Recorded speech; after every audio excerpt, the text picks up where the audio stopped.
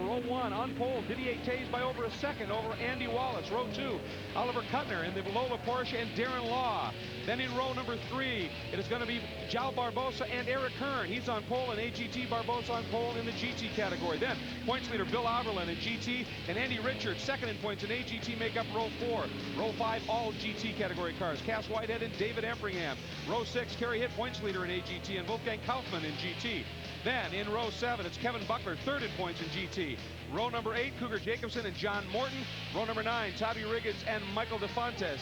In row number 10, we are also having the Grand Sport Invitational class here. Fred Baker on the provisional pole there. Then Don Istuk and Joe Danner. Let's check in quickly with Guy Hobbs. Merci, Greg. We have some great onboard shots for you. This is the number 70 Picchio. Darren Law will be starting this car in 4th spot, giving us some great shots. And right in the middle of that battle, a guy was talking about the points, will be Bill Oberlin, currently leading with teammate Kurt Wagner. Some great onboards here. Forward, backward, driver shot.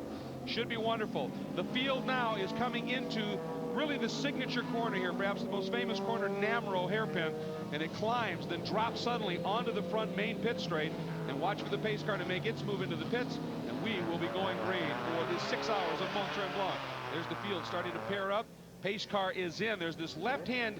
It looks like a minor little kink, but when it's being hustled through, it is a tough corner. And then down the front straight and into one of the most awesome rising, uphill, downhill, plunging, high-speed corners you can imagine. Watch for. Here they come, rolling up, and we are underway. Green flag here at Mont Tremblant, and immediately Didier Tays jumps to the point as Wallace tucks in behind, and they go up and over. Right there is turn 1, and it is breathtaking. Plunges deeply downhill and then into that kick, and then this is the S's. And you see Didier Tays there in his Dallara. He was pretty much dominating in qualifying, over a second ahead of the Crawford, driven by Andy Wallace. So you saw there already, number 33, Oberlin, had gotten around the number 29 AGT car and is hounding the Mosler in the GT battle. So much on the line points-wise there. But right now, Andy Wallace staying with Tays, but it's fairly early in the going. Then the Lola Porsche, that was the car campaigned by Champion for a couple of seasons. Dorsey Schrader, one of the drivers of note in that car, now run by Oliver Kuttner's crew. But here is this battle up front, and Andy Wallace hanging on, but it's probably a lap or two too early to tell really which one of these cars, whether Tays' dominance will continue. Well, I think it probably will. This Dallara has been very strong here, and we expected it to be strong here because there's so many quick corners here, and this car is very good aerodynamically. It makes a lot of downforce, and that's what you need with high-speed corners. Now, this is the bridge turn, turn 12, levels off past the apex. Very tricky to get power to the ground. Now the run up to Namro, steeply uphill here in the braking zone. Then it levels off and then it drops away very, very quickly. Very steeply downhill here onto that main straightaway. Very tricky little corner. Exit speed critical to get down this front straightaway. Now the run into turn 1 is just breathtaking. Gently bends right, goes downhill, and then starts to really turn, goes uphill, and then drops away like a roller coaster. When it drops away, I mean, it falls away in a hurry, and you're pretty well loaded in terms of side bite in that corner, and you can see the car's working very hard for any kind of grip they can find there. It makes it spectacular, especially on that down run into turn 2. Well, these guys, they sit so low in these cars, you just can't see a thing. You drive up to that apex, and all you're looking at is the tops of the trees, and I believe we've had a change at the front of the GT field. This is Bill Oberlin in the Ferrari 360, and I believe he's out in front of the GT. He has gone around Barbosa. He picked up 2 spots in that opening lap. Overall, one of them was indeed for the lead in the GT category. And Oberlin, I tell you, he ran in the one of the races yesterday, the Cup race, and put on a tour de force drive. Did almost the entire 3 hours solo. And earlier in the weekend, I was watching over in that turn 1-2 area, and Oberlin came through there as we looked from the back of the number 33, back at Barbosa's Mosler. Oberlin was simply spectacular through that section of real estate. I think he has really fallen in love with this track and the demands it presents. Well, I think yesterday was a great little tune-up for him to have that 3-hour race on the racetrack. I mean, you know, he's having a fair bit of time in the Ferrari, but remember, you're sharing with your co-driver, Kurt Wagner in this case, and so he's got to Kurt Wagner time on the racetrack, but he will have a very high comfort level with this racetrack right now, and that's very important because this place is all about commitment. There's no way to go fast here if you're not confident, you're committed to racing, driving the car with just a great deal of confidence on this racetrack. Now, Barbosa actually qualified about a half second quicker than the Ferrari, but I really think Oberlin's time on that track yesterday, as you said, he was able to just do some brilliant stuff and really got a feel for this track. This is the battle for third overall, and Darren Law right now giving Oliver Kuttner some serious attention right now. Coming out of turn number 4 and 5, that's the S's, and right there you see the power of the Porsche engine is just too much right now for the Picchio. A little wiggle there from Kuttner, and Law staying close, heading up into turn 7. Another of the great corners here.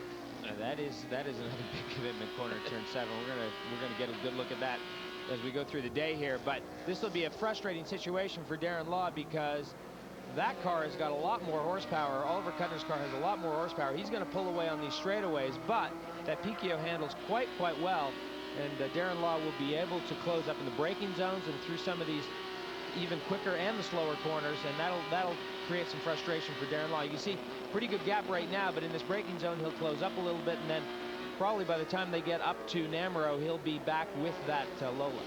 And you know, it's interesting, when Darren Law and Andy Lally got here, the car wasn't here yet, and the fact that they're racing in this competitively really is quite remarkable. If you go back a couple of weeks to the most recent round at Virginia International Raceway, this car suffered a serious incident. Take a look at this, and it really wreaked some havoc on that chassis, and they had a major rebuild.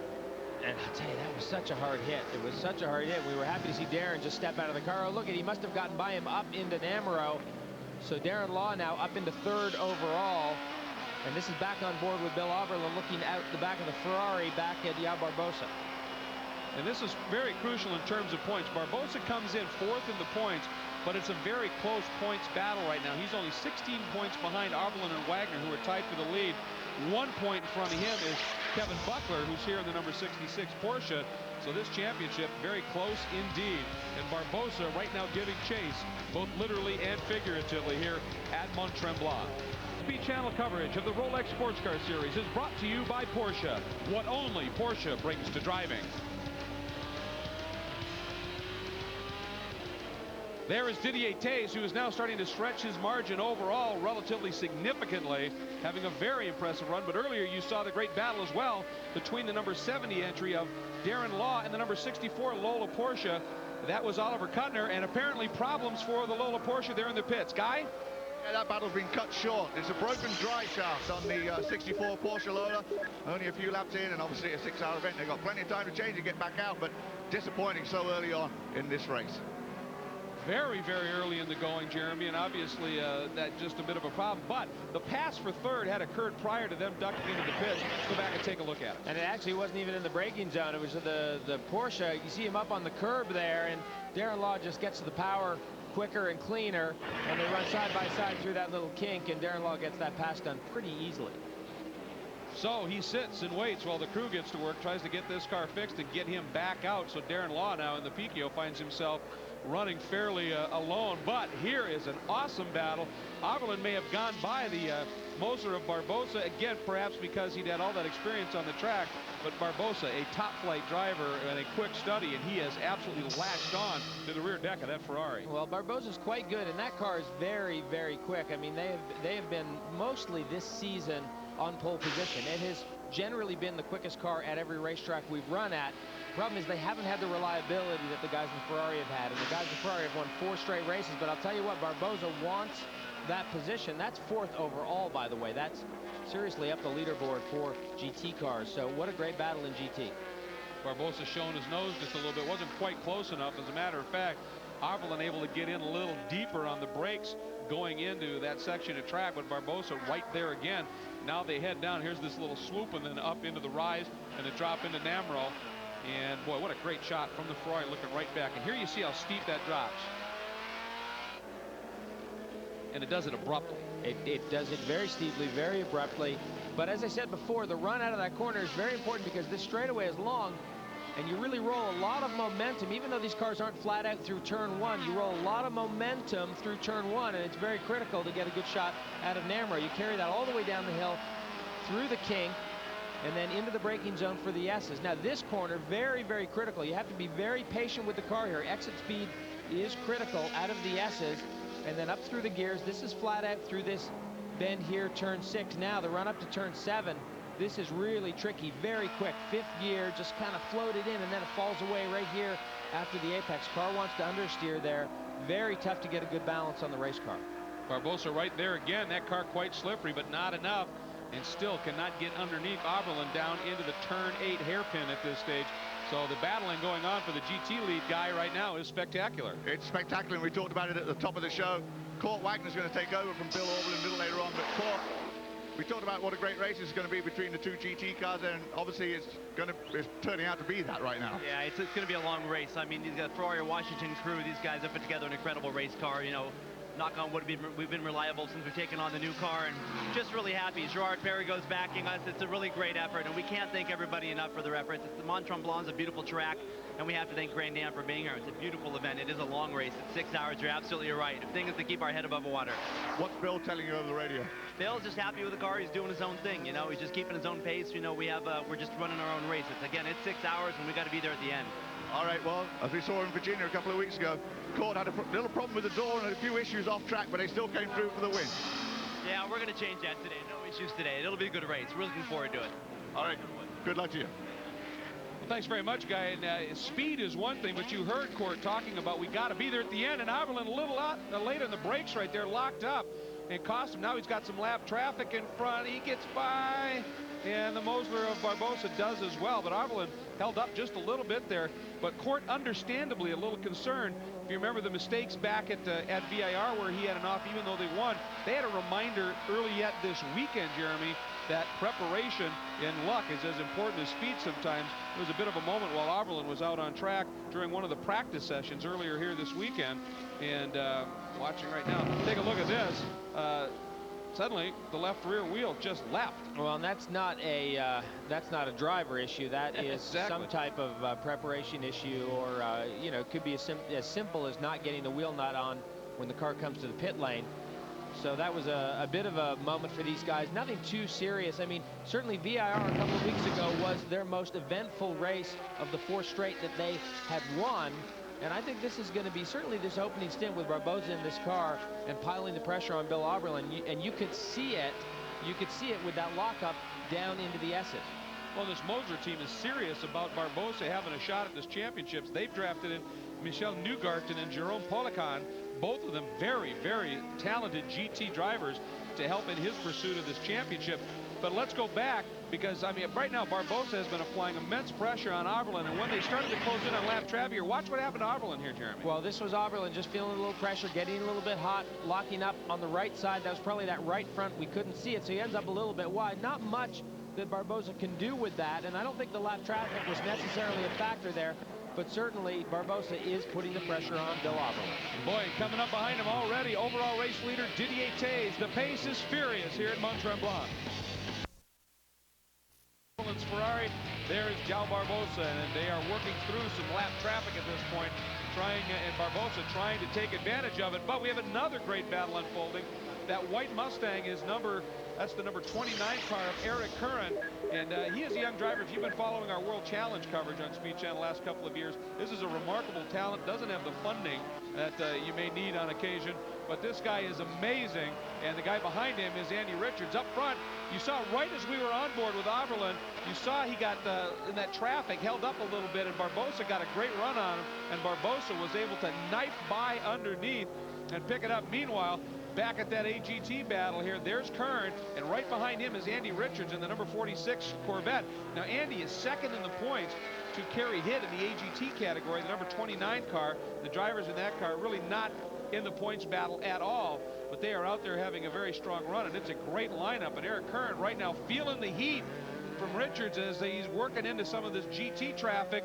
And there goes the second Ferrari in GT, the number 86 machine, making up a spot, getting around Cass Whitehead, and he picked up a position. Well, and that's not traffic. I mean, that's all. That's true, yes. Those guys are racing for 9th and 10th overall, and I believe that's Empringham in the 86 car right now, and then you've got 11th and 12th overall, which is the lead battle in AGT. So a lot of great racing here, 9th, 10th, 11th, and 12th. Yeah. And the 66 car, which is also in the GT mix. So these cars all together overall on the racetrack. Guy can add it. Yeah, just an interesting note on the 86 with David Everingham starting that car. It's the first time this crew has ever worked together. They've all worked separately as crews, but never on the same team. So I was talking to David before the race. He goes, yeah, watch out for our first pit stop. It could be kind of interesting. By the way, the number 48, Tommy Riggins, in the AGT class, he just made a pit stop, changed the right rear, had a very bad vibration, and it's back out there. He's been quickest here all weekend in that class. Well, Effingham also running in the Grand Am Cup race yesterday. That helped him in terms of getting a little more time on this track. Right behind him, Cass Whitehead. And then there's that AGT belt we were talking about, Eric Kern. And on these long straights, obviously these AGT cars and that big V8 grunt is a bit quicker, and they're able to close up. But inevitably, you get to one of these turns here, and the superior brakes of the GT and the Porsches and the Ferraris going into the turns, and then their nimbleness in the turns allows them to gap it out a little bit.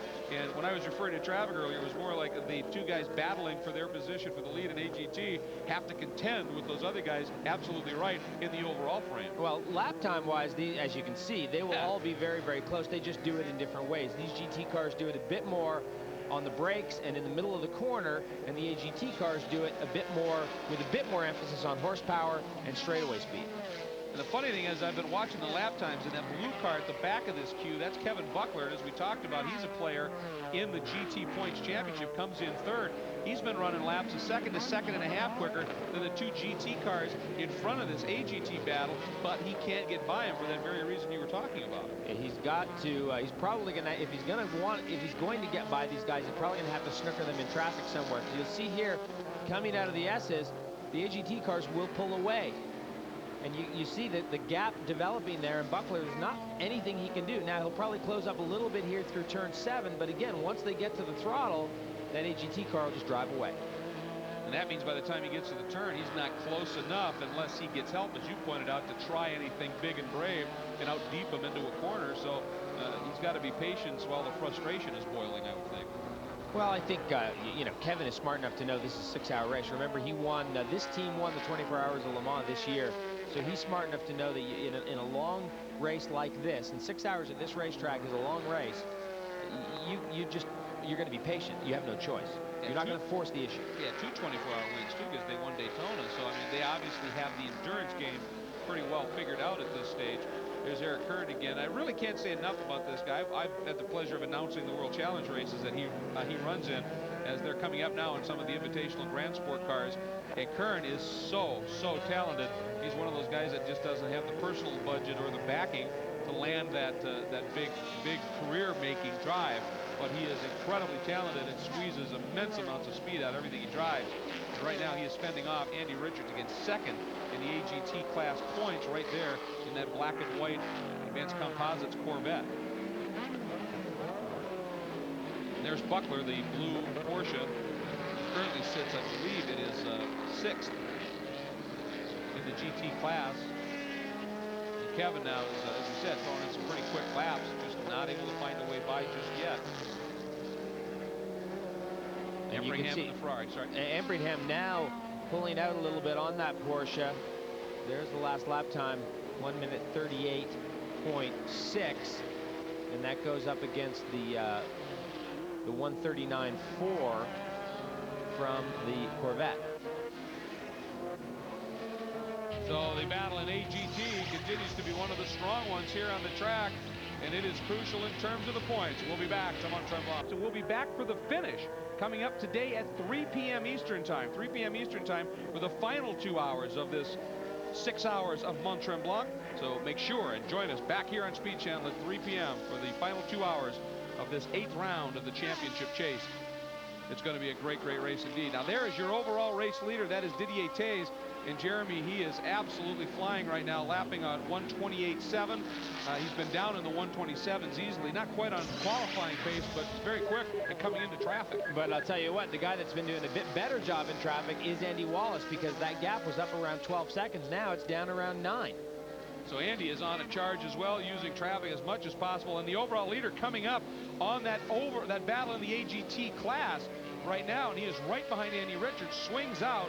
This is where you see the relative strengths of these prototype cars in the grip, and then of course the braking, as he clearly gets by both of these guys. Eric Kern doing a nice job to let Didier Taze through, but not give anything to Andy Richards to speak of, and sometimes that's where you get caught out. Well, that's the trick in driving one of these cars that's getting lapped by the overall leader, is to let that car get through, let them get by without losing a tenth of a second in terms of your own lap time, and that is tricky to do sometimes.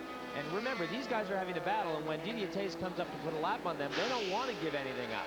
They can't afford to give anything up. And that is really an art in itself. Boy, there's a big wiggle under braking by Andy Richards coming up to the bridge turn. That's in a very steep climb, and then that left-hander underneath it. And Richards, a big wiggle as he's trying to chase Kern. You saw that Eric Kern now has the fastest lap in the class. And ooh, he's a little wide in Amro there, though. But again, Richards can't do anything with it. But he's got to be pedaling quickly because Richards has been really relentless. Yeah, he definitely turned in very late there at Namro, never got anywhere near the apex, and that was a bit of an opportunity for Richards. Both of them a little wide of the apex in turn one as well. Working awfully hard. And whoa, look at that move there as Wallace knifed down underneath Buckler, now cuts underneath and gets around. Look at Buckler, that was his opportunity. He tried it, could not get underneath. Richards trying to make the move. Now Wallace hung up a little bit. Coming through the exit of the S's now into 6, drives by Kern. But you were talking about it earlier, watching just the lap times and the gap. Wallace has been absolutely brilliant in traffic right now. And we have a report. The number 70 Picchio from third is way early, and it's down into the pits. This has got to be unexpected, I would think. Yes, I can. Let's go down to Guy. Darren Law brings that number 70 Picchio in. Don't forget, this car has been completely rebuilt from 2 weeks ago, and basically the first laps it ran was yesterday afternoon. And Darren came in shaking his head, looking very disappointed. They're going first of all for a tire change and refuel, but I think there's something else more to this story here. Andy Lally, of course, scheduled to get in this car. Yes, Greg. We had a shot from one of our cameras, and it looked like he may have damage to the steering wheel or the electronic dash. Let me have a little peek in and see. Well, it doesn't look like any damage to the steering wheel or the dash. It sure looked like that dash was, the electronics on the dash were falling apart. Yeah, they're all, actually the crew is now starting to look in. I'm going to get out of the way and we'll get our little camera here. We got a wire. Well, no, now they're radiating to each other, but let me see if I can get a word with Darren here real quick. I know he's the steering wheel is actually broken. It's a broken steering wheel. Let's jump in and we'll check. Darren, what seems to be the problem? We've actually got a broken wheel right here, so... oh, that's not good. Can't run with that, no way. How did that happen? I don't know. I just came through one of the corners and this the push to talk button popped out and it broke, so I don't really know why. Well, I'll tell you what, Guy, I can tell you what's happened there because I've experienced it myself. What the team has done is they've drilled a hole in the steering wheel to put the push to talk button in, but they've drilled too big a hole, and that has weakened the steering wheel. And what it's done is it's fractured, and it's on that left arm, and you can see where the push to talk button used to be, and it's fractured right across there, and that's broken the steering wheel. And so that's just a mistake that a lot of race teams have made over the years, and I guarantee you that's the last time they'll make that mistake. And Darren will see to that. Well, you know, the team will look at it, no question. Guy? I'll just try and check with Darren. Some room, but is that Andy Richards up in front? Yes, 46 is by as well, so Andy Richards has taken the lead in AGT. Well, we've been watching that Kern going into Namro. It was a little wide the apex. He looked a little slow in one, as there is the new AGT leader. And I wonder if maybe something's gone off a little bit in the handling of that Mustang. But Andy Richards is grateful for that. And he is now the leader in the American GT category. And he can see it. It's a long ways to go, but he's just that much closer to Kerry Hitt, the points leader in AGT. His win in Belgium at Spa in 1970 in Formula One. At that time, over Chris Amon, was the fastest race in Formula One history. We've got a good one going on here. There is second place Andy Wallace. There's your leader in the GT category. And Yao Barbosa now, once he got clear of Arvelin, has opened it up marginally to just a tick under 3 seconds right now over Arvelin at this stage. Well, remember, he was on the pole. He had the quickest car in qualifying. And I don't think anyone expected him to not lead here in the early stages. There you see Bill Arvelin, but I think Bill Arvelin snookered him on the opening lap, got by him, and was able to keep him behind him for it was about 7 or 8 laps, but then finally Barbosa was able to push his way through, and now that gap is 2 to 3 seconds. By the way, running 5th overall, 3rd in GT right now, but quite a bit further back is the number 68 Racers Group Porsche, Wolfgang Kaufmann and Paco Orti. And that is the situation. And then 6th in the class. Well, let's first check in with Guy Hobbs. Yeah, just let you know that Tommy Riggins has brought the AGT class number 48 car back into the pit area. This time it's Mont Tremblant, and they've rolled that car back behind the wall. We'll try and get up there and find out what exactly is wrong with that. Thanks very much, Guy. Talk about a team that seems to be snake bit. When that car finishes, it usually is one. But boy, they have had some problems that have just been frustrating in the extreme, and they're so quick. And this weekend has been a pretty tough weekend for them as well. And you know, they started off a little soft, and then kind of middle of the season had some very strong runs, and didn't ever seem to run into big trouble, you know, during the weekends. As you say, when it goes right, they were generally winning races, but they've had a tough weekend here for sure. There's Ovel in the number 33 Ferrari, and one wonders, is it a case now that he can't keep pace with the Mosler up front and Barbosa, or is he very aware with his experience in long distance racing of what needs to be done here, and he's just settling into a pace at this point? Whoa!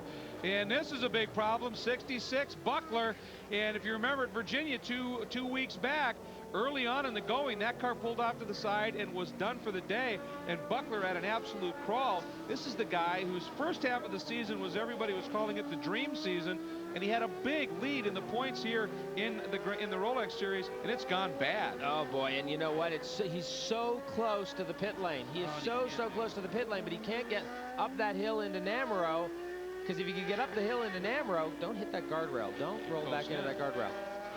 If he can get up that hill, he can roll down into the pits. And this is where he is. You'll see him. This is the run up to Namuro. He's going to be just parked on the right there from Bill Oberlin's camera. You can see he came in here only 15 points behind Oberlin and Wagner in the Ferrari, who just go by him right now. But at one point in the season, he was the leader substantially, really, in that points chase. And his season that started so strong, he just had some little problems, some tire issues, and some unfortunate mechanical luck, and it's just been a problem. So Buckler's sitting there, and I wonder if he's saying, look, is there any way you can give me a push so I can just get rolled down and get into that pit lane? But he's on the wrong side of the track, as the pit lane is on the left side of the track. All he would have to do is get to the crest of the hill there. Right. If he gets to the crest of the hill, he'll find a way to roll it into pit lane. So that's not going to be the big issue. The big issue is getting up that hill.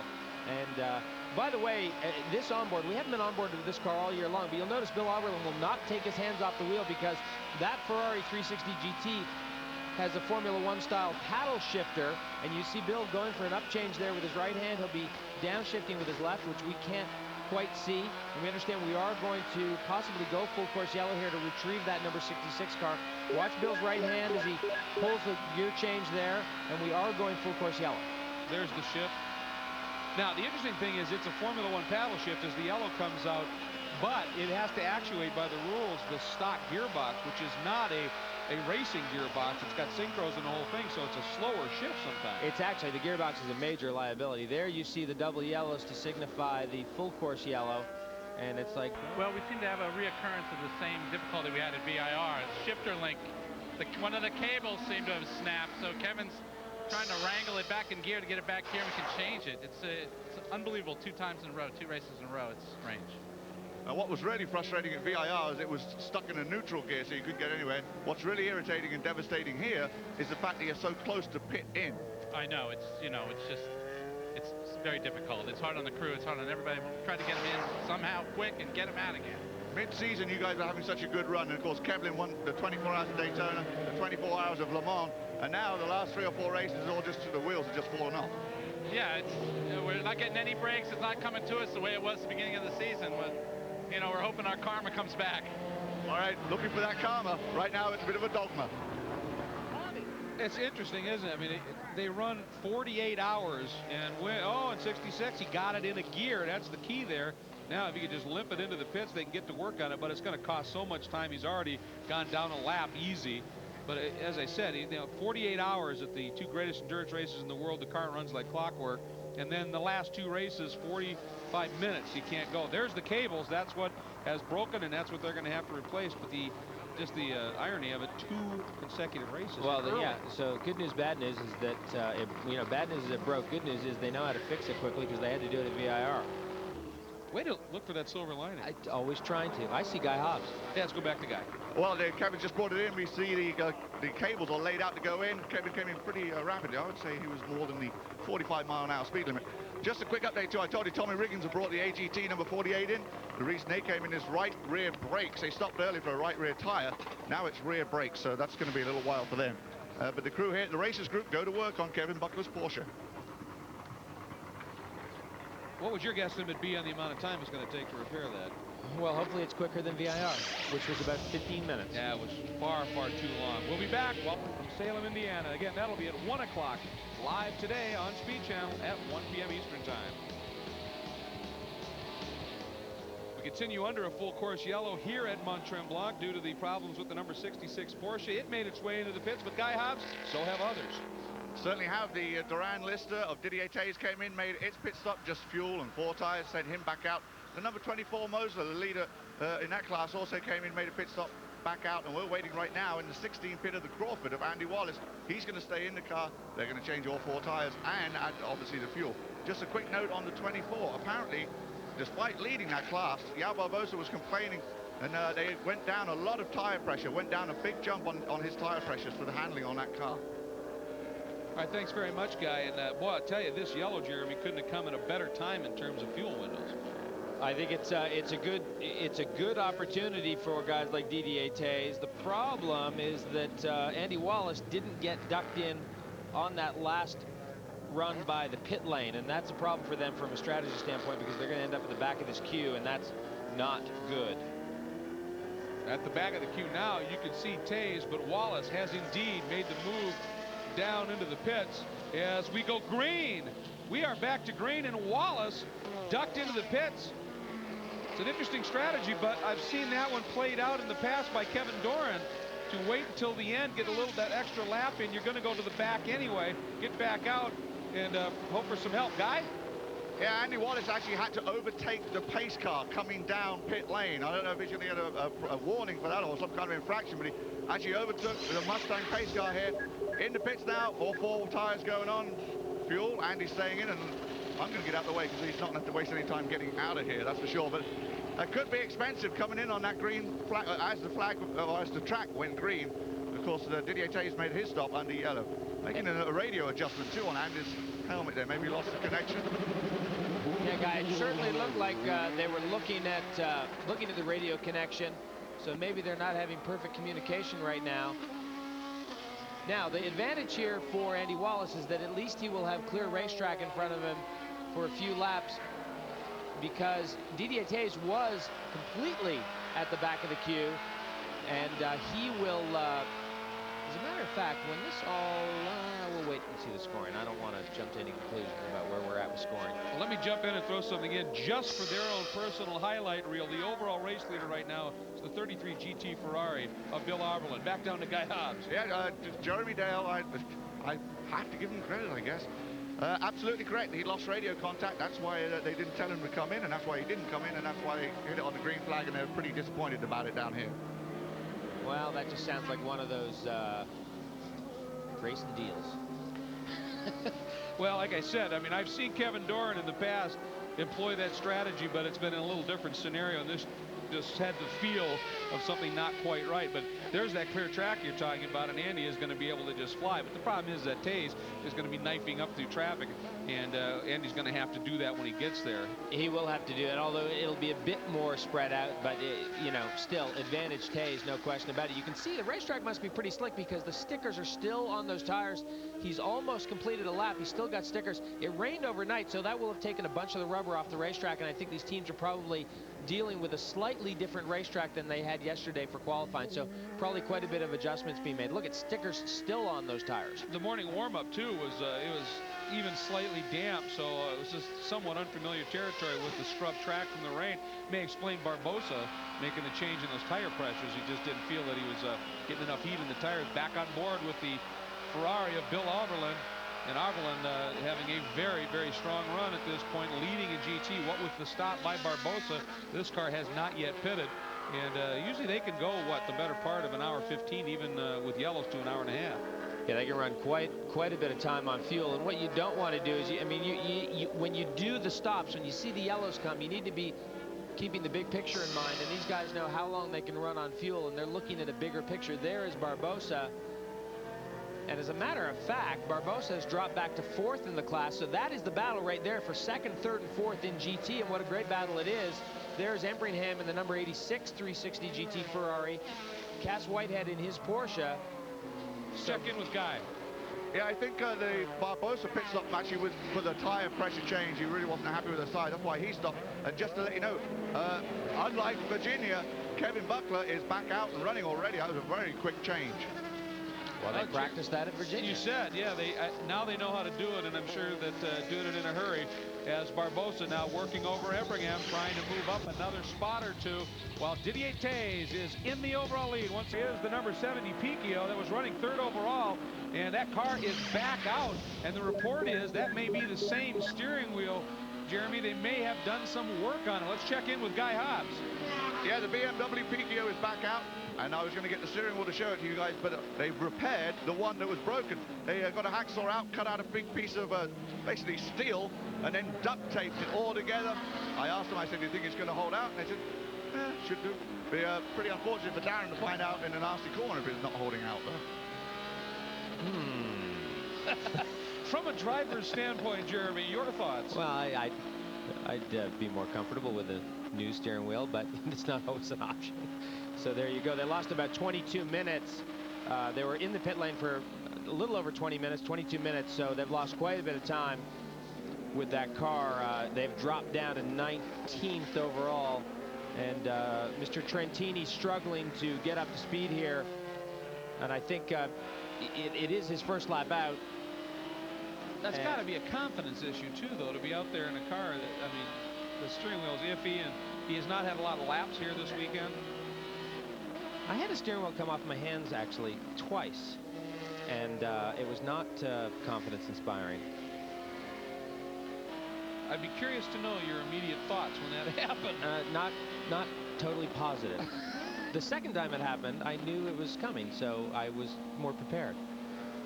But anyway. You can be prepared for a steering wheel. Well, as prepared as you can be. That's all I'm going to say.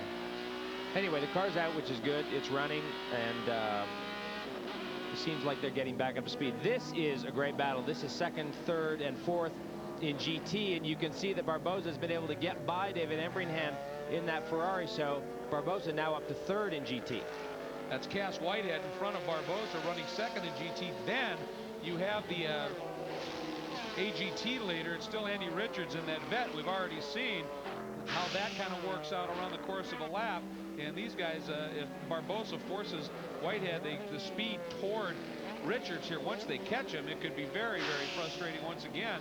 And it's interesting now to find out what Barbosa is thinking about that car. He still looks a little loose there. Watching him come out of the S's in turn 5, and the back end seemed to still want to rotate around. That could have simply been a little bit greedy on the throttle. But boy, did he get a run on Whitehead. Well, that car certainly has more torque than any of these other GT cars. Of course, the Ferrari's V8 power, but it's a bit of a high rever. It's a 4-valve motor, and the Mosler has an American V8 in it, so it's a little torqueier, and it doesn't hesitate to spin those tires. Very, very powerful, quick car, that Mosler. And you can see, especially on the straightaways, you can see now they're dropping David Embringham just a little bit on the run up the back straightaway. That car, by the way, making its debut here this weekend, and kind of a local car in a way, shared this weekend by Lawrence Stroll and Nick Longy and David Embringham. Yeah, it doesn't have all of the sorting, if you will, that the Ferrari of Washington car, Oberlin and Wagner does by any stretch. And they have, still in all, I think they've been quite impressive for coming out their first weekend, haven't been that far off the pace, and right now are running in a very good battle in the top 5 in this GT category. So Guy Hobbs, I would think they'd be fairly pleased with their run. They're going to be very happy, because I spoke to Nick Longy right before the start of the race. Said, how's it going? He said, going great. He said, we just wish for rain, because we're much, much quicker in the wet than we are in the dry. Seems to be hanging on there right now, though. Yeah, he's hanging on very nicely. Watching the lap times and the like, he just turned a 137.4. Barbosa 137.2. Now, obviously, that might be restricted a little bit by traffic. And here's what we're talking about. They were, obviously, the AGT vet was outrunning them in certain spots. Now they have absolutely caught the back under an incredible, beautiful sky here in a phenomenal setting. And the racing in GT is right up to the task. And look at that AGT car. Just, you come out of the S and it's like a drag strip. That thing just puts the power down and is gone. I see Didier Taze. I thought I saw a little flash of Didier Taze coming up on this battle. Oh, no, it's Andy Wallace. Okay, I knew it was a prototype. Picked that right out. Just the wrong one. That's all. And Wallace snipes underneath Empringham, and of course, by the time they get back to the Gulch, he'll probably get by all three of these cars, especially under braking into the Gulch. So Wallace working his way through traffic. Guy? Yeah, just a word down here on the Crawford entry. The radio, they haven't been able to fix it, even though they replugged him in. I remember at Virginia, they went to that, remember that sign they held up that said, "We can hear"? Yeah. Well, they don't have that one this weekend. They've got the new one they bought 2 weeks ago in Virginia, and they're going to have to do this by hand all day long for them, which, I mean, it's not real big hindrance, but it's just kind of a pain. Well, Andy Wallace is trained in the great European tradition, so he'll be just fine with the pit board. No problem there. All right, so Wallace tries to catch Taze, who still leads overall. The final round of the Rolex Sports Car Series will be coming at you right here on Speed Channel Sunday, November 10th at 1 p.m. Eastern Time from Daytona International Speedway as the Grand American Rolex Sports Car Series concludes its 2002 season. All right here on Speed Channel, coming up Sunday, November 10th. You had a glimpse, there he is, of Didier Taze continuing to lead. And what with this pit stop and the problematic venture into the pits by Andy Wallace, missing the call by a lap due to the radio problems, Didier once again now has a fairly comfortable lead. I should clarify as well that when I said that Oberlin had the overall lead, he was in front of the overall queue. He was still down that lap that had gone down earlier to Didier Taze in the overall action. Nonetheless, Didier having a very strong drive. Now, we have had another car has had a problem, and it is actually one of our GTS contenders has pulled off. There he is. That's John Morton. It's a third Racers Group Porsche running in the GTS division, and he's just pulled off and parked at one of the cutouts there. That is in the bottom of the Gulch. You can see the run up to the bridge right there. And Jeremy, it certainly looks mechanical. No problem with the car, just pulled off. Yeah, they've backed it in there, so that will not bring out a full course yellow. That car in a very, very safe place. And certainly if John can get it fixed and get it moving again. Oh, look at that. The Barbosa now up into second in GT as Didier Taze comes to put a lap on him. If John can get that car fixed and get it back to the pit lane, certainly they could rejoin. Well, it's moved. It looked like they had it started up, but he inched forward a little bit. Now he stopped again, and now they have one of the tow trucks here that'll hook the strap up and try and get them moved. Oh, and look at this. Trentini at an absolute crawl, and that was Kerry Hitt in the number 19 Corvette, points leader in the category, on the brakes big time. And we have with us now Terry Borchler, who's the runaway leader right now in the SRP2 division here. And Terry, unfortunately, your car not able to be here, so you're not driving, but this car, they had the steering wheel break in Darren Law's hands, and they went in and they put it together, and Armando Trentini's out there running. He hasn't had a lot of laps out there, and this is, you know what these SRP2 cars are like at full chat, and he really seems to be having some struggles right now, probably with confidence as well as pace. Yeah, not just the car, but the track is really technical and demanding. If you don't have a lot of time here, it's tough to get onto it. Give us your impressions of this track. You did run in the Cup race yesterday, and everything we've heard from every driver here, Andy Lally made the comment that he's never had more fun in a race car in his life. Yeah, we had a great time yesterday. We won the GS2 race in the BMW of Bell Motorsports, and I love the track. It's real technical, and it's a purpose-built road course, and it's a lot of fun. Well, I'd actually read one of the media quotes you'd mentioned about turn one, and you said that's the separator, and you said you could make up a second to a second and a half on somebody in that corner. I was out there watching it, and it looks unbelievable. There's not many corners like that on most road courses. Road Atlanta, the old bridge turn going up under before they put the chicane in there, in my mind was like that, and there's just not very many corners where you can separate good drivers by almost a second. Usually it's a tenth or two if you're lucky, but that's one corner where you really got to have it down. And I mean, the whole race I did yesterday, even though we won the race, I still never felt like I had it really down. So I still had time to gain there. Well, I'll tell you, that was a great drive you and Forrest put together in that BMW yesterday to win that class, the Grand Sport 2 division. Meanwhile, here's Barbosa, and he is now running some awfully quick laps as he's fighting his way back to the front of 137.7 his last lap, and that's in traffic. So he's doing a nice job. There's Cass Whitehead right behind him, who's staying with him at this point as they come up on one of the Invitational Grand Sport cars. And that's Freddie Baker, so that's no mean piece. That's the car, actually, that Bill Overland drove to such a spectacular effect in the Cup. He was spectacular. There's no question about it. They didn't get the result they wanted, but he was spectacular. So Barbosa now has some clear track. The problem is the margin he has to make up is almost 20 seconds now, as he has to try and catch Arbolin in the Ferrari. But keep in mind, the Ferrari has not pitted at this point yet, so it could be very interesting here at Mont Tremblant. In sports cars, including a win at Le Mans in 1966, and his peers in the era, Stewart, Rindt, all said in terms of pure speed, the guy they feared most was Chris Amon. And never got that elusive Formula One win, although he spent a lot of time in cars with this name, Ferrari, and just never put one together. But certainly there's been a lot of those guys over the years that haven't put one together. Look at that car over that bump there, that transition as you come. There's a short course here, and as you come off that back straightaway into the gulch, there's a pavement transition there that's pretty severe.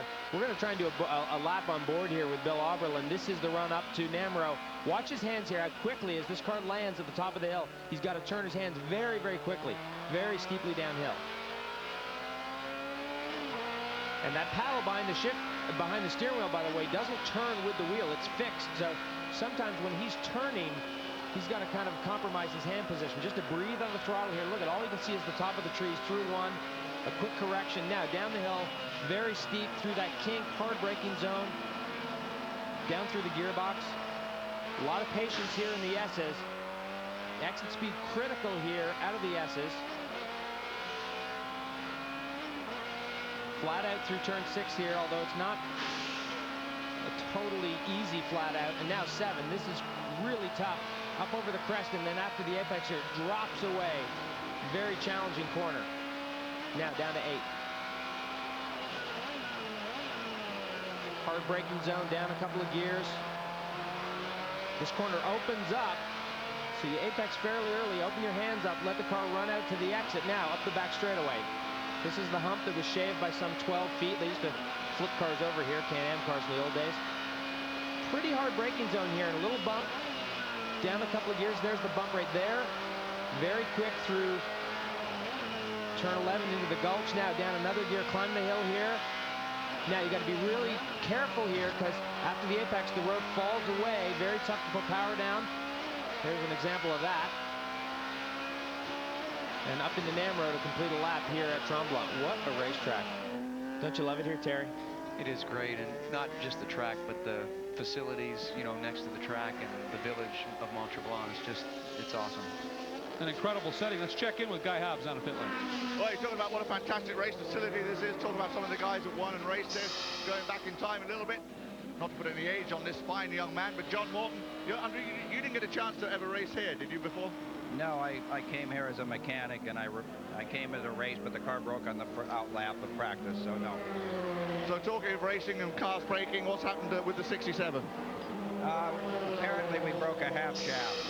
We're running in the S class, and running a different set of tires, different type tire, and the setup's a little different. I don't think that contributed to the broken half shaft, but that's what happened. Are you running a different tire? Because there has been some issues with the Dunlops as far as the Porsches and Ferraris are concerned in this class. Is that why you're running different ones? No, it isn't. We're running Goodyears because we just chose to run in the S class to give Chris Ferraro a little more experience, and it's required. You can't run Dunlops in this class. You have to run Goodyears, so that's why we're on this.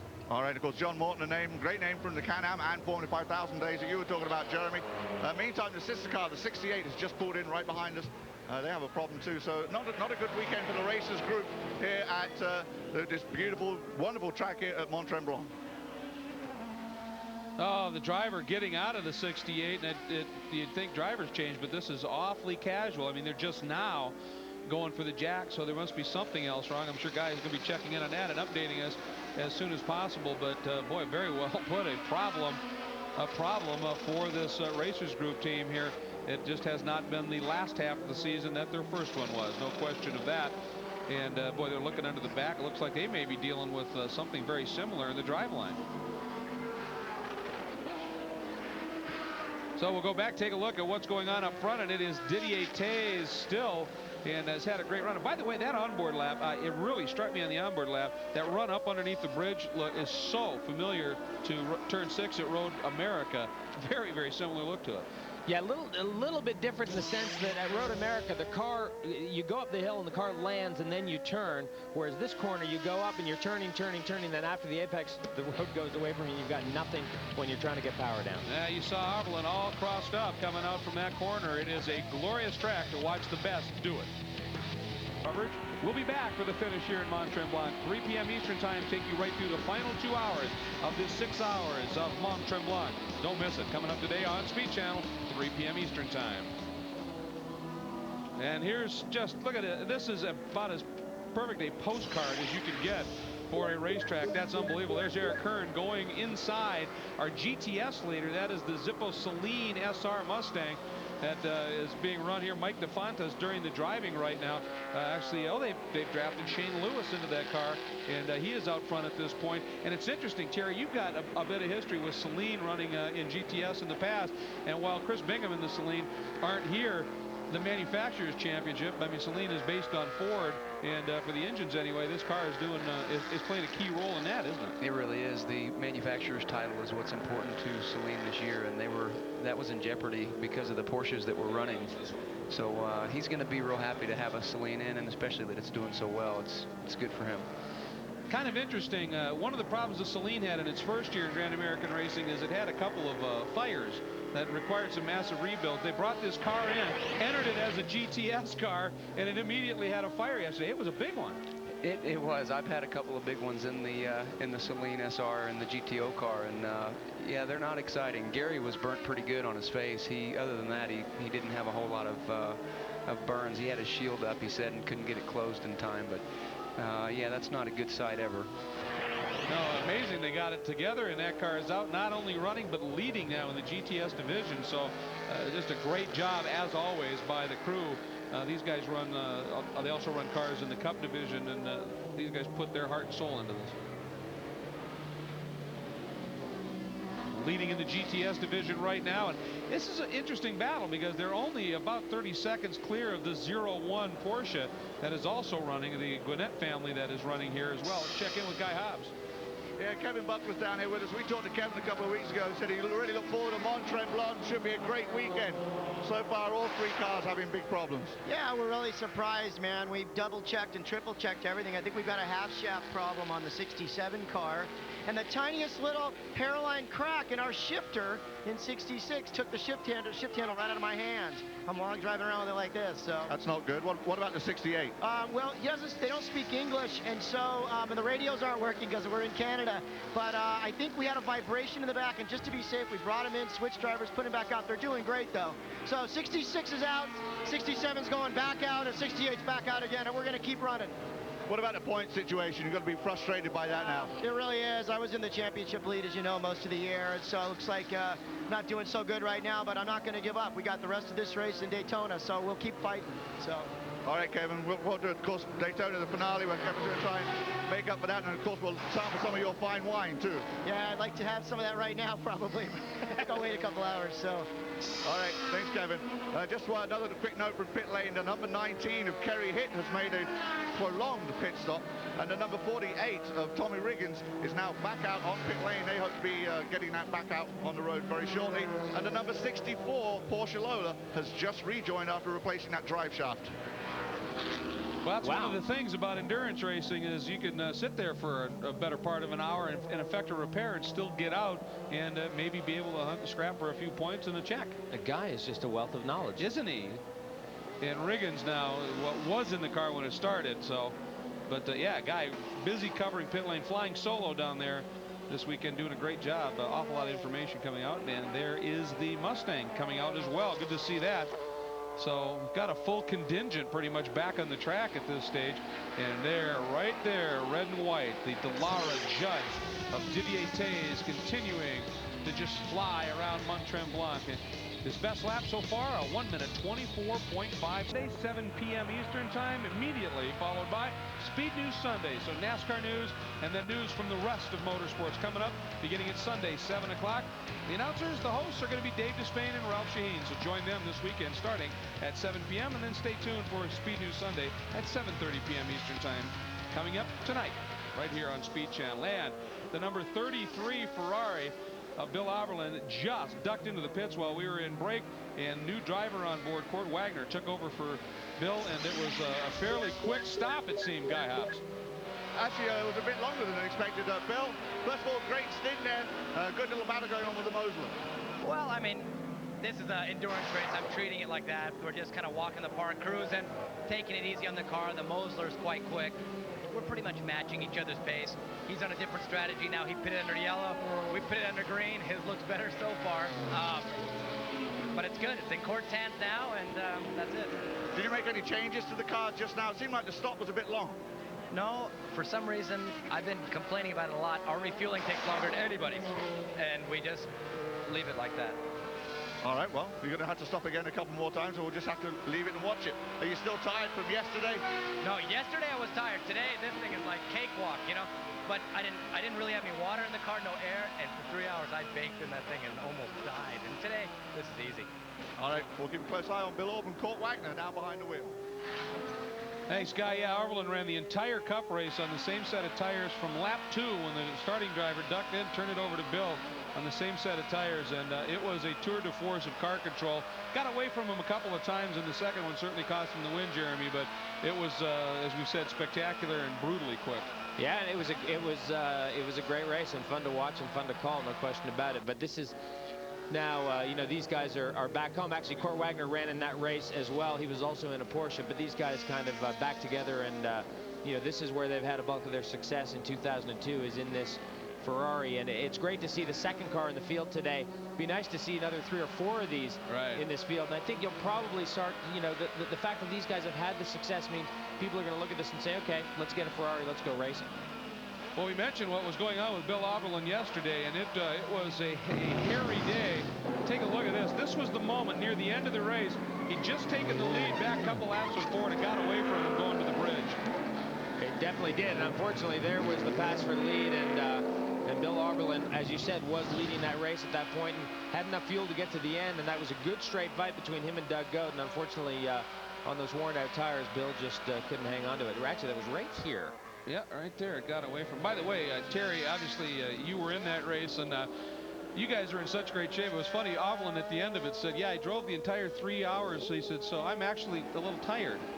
I tell you what, it wears you out. The race at VIR, I had the similar situation with the prototype, and once you're in there for so long and you are pretty much over your prime, it's tough to go back out there and especially fight for the lead. So I kind of felt for him, but then again, he still finished well. All right, let's check in with Guy Hobbs. Yeah, we're down here with the Owen Trinkler, who drives the number 19. They were running 3rd in class at the time. Won at Virginia 2 weeks ago, but Owen, a long, drawn-out pit stop just now. What was the problem? Yeah, well, we got kind of caught in that first caution anyways, but so we waited till our fuel window opened up, trying to stay ahead of Morgan and Dollar on the same lap. Then we had a little bit of oil leak there on the valve cover, so we tightened that up, and I think we'll be all right for the rest of the race. This is a long 6-hour race, and you know, the 5-hour race at Virginia a couple weeks ago, we just kept making laps, and it fell our way. So hopefully he'll do the same thing this week. Of course, this is very important to Kerry hitting the points. That's right. That's what I'm here to do, is help Kerry out with the Drivers' Championship, and we got his green lap in his first stint. So now it's time to go for the team championship, which we're 5 points behind Morgan Dollars. So see if we can catch up in the next 2 races. And I can tell you, Owen is one hot shoe and a good friend of mine. So back to you guys. All right, Guy Hobbs doubling as a PR specialist, an agent for up-and-coming young talent. He does have a good eye, though, so that's forgivable, certainly. And again, he talked about that Kerry hit has been just sort of hanging there in this points battle, and at VIR they had a great run there, and I mean, he really put a lock on this with this and then one more race to go. And Kerry hit well placed for a possible championship here, and guys like Owen Trinkler are there to help him get just that. It was nice to see these guys win at VIR. VIR was definitely, I mean, today's race will be the same way. You know, a 5-hour race, a 6-hour race, you got to survive, you got to get to the end, and that's very, very tricky. And the Picchio is back in. Armando Trentini going to be stepping out, so at least a driver's change, unless there's more problems. Looks like they may have more problems with the steering wheel. We'll follow up on that when we come back. Baron had, look at this. Mr. Andy Lally on board now in the Picchio. Here are your class leaders right there, by the way, and you can see that the GT and the AGT class cars are running well up in the overall order. Now, Andy Lally is behind the wheel of this car at this point, Jeremy, and this is the first time he's been driving this car. He's run in the Cup class. This is the first time he's driven this car this weekend with a suspect steering wheel. Yeah, I think what makes that trickier, and certainly Terry can add to this, is that, you know, yes, he's been around the racetrack in the Cup car the last couple of days, but it's the first time on the racetrack in this car. They're very different cars. The gear selection is all different. I mean, there's so many things that are different that to do that in the race is certainly a bit of a challenge. It is, but he's up to the task. He's been around in a lot of different cars, and the downforce is going to be something to adapt to, and also the tire, you know, being on a proper racing tire. And but he'll be right up to speed here, I'd guess, in a few laps. I hate to bring up a little sour moment for you, but you made a comment to me yesterday. We were talking about at VIR 2 weeks ago when you were running behind Kellner's in the Ram Nissan Lola, and you went off the track on that run down the back straight, cresting that hill, and you said that the aero caught you out. You're just not quite used yet to that aero. We'll talk more about that in a minute. The leader in the GT division is now down into the pits. This will be their second stop. Barbosa brings it in, and one would suspect here that they might be turning this over. Is Yao going to stay in the car? Hey, anyone got any fuel? How about some fuel? I think they got a problem. And this is the guy right now, Wagner, I'm sure is hearing on the radio from his crew that that car is in, and it looks like the Moser may be having a problem, and Wagner very curious about what's over his shoulder there. He's looking to see if anybody's going to make a move on him as he turns into the gulch, but oh boy, they have troubles. Let's go down to Guy Hobbs. Any ideas, Guy? Well, they're going to the hoses at the back of the car here. Seems to be an issue. There is going to be a driver change. Polycarn is going to get in. Barbosa is going to get out while this all takes place. We were slightly late on arrival, so we'll try and find out exactly what the problem is. Well, they're going to put the back right on. Well, I guess I think a hose came loose and they kind of just wiggled it back on. Let's try and get a word with Yao Barbosa. While you try and get in there, Overland just went by and picked that, or Wagner, excuse me, went by in the Ferrari, picked the class lead up. Oh, problem for the Marcos. That is the left front corner, and it looks like the suspension has collapsed, and they had a problem similar to this in Virginia as well. So this car experiencing some problems. That's well, very fortunate that it happened so close to the pit end. Although I'll tell you, when we were on board with Wagner, I saw a white flag on the back straightaway, so that might have happened down to the far end of the racetrack, and he's just been limping it that far, because I did see a white flag from Kurt Wagner's onboard. You can see right behind where he just went, you can see the Mosler's still there.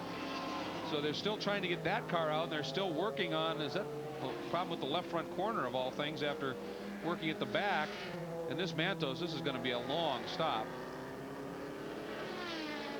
I mean, unless the wheel just spun off of the... No, that's damaged suspension. That's broken suspension for sure. Ooh, not good. Not good at all. Let's check back in with Guy Hobbs. I think it's with Yao Barbosa. Yeah, we're still at the Moser pit. Canada, they were very present down on the grid, and he's doing them proud. There's no question this team is hooked up. And Freddie's birthday yesterday. Yeah, Freddie Lienhard Sr.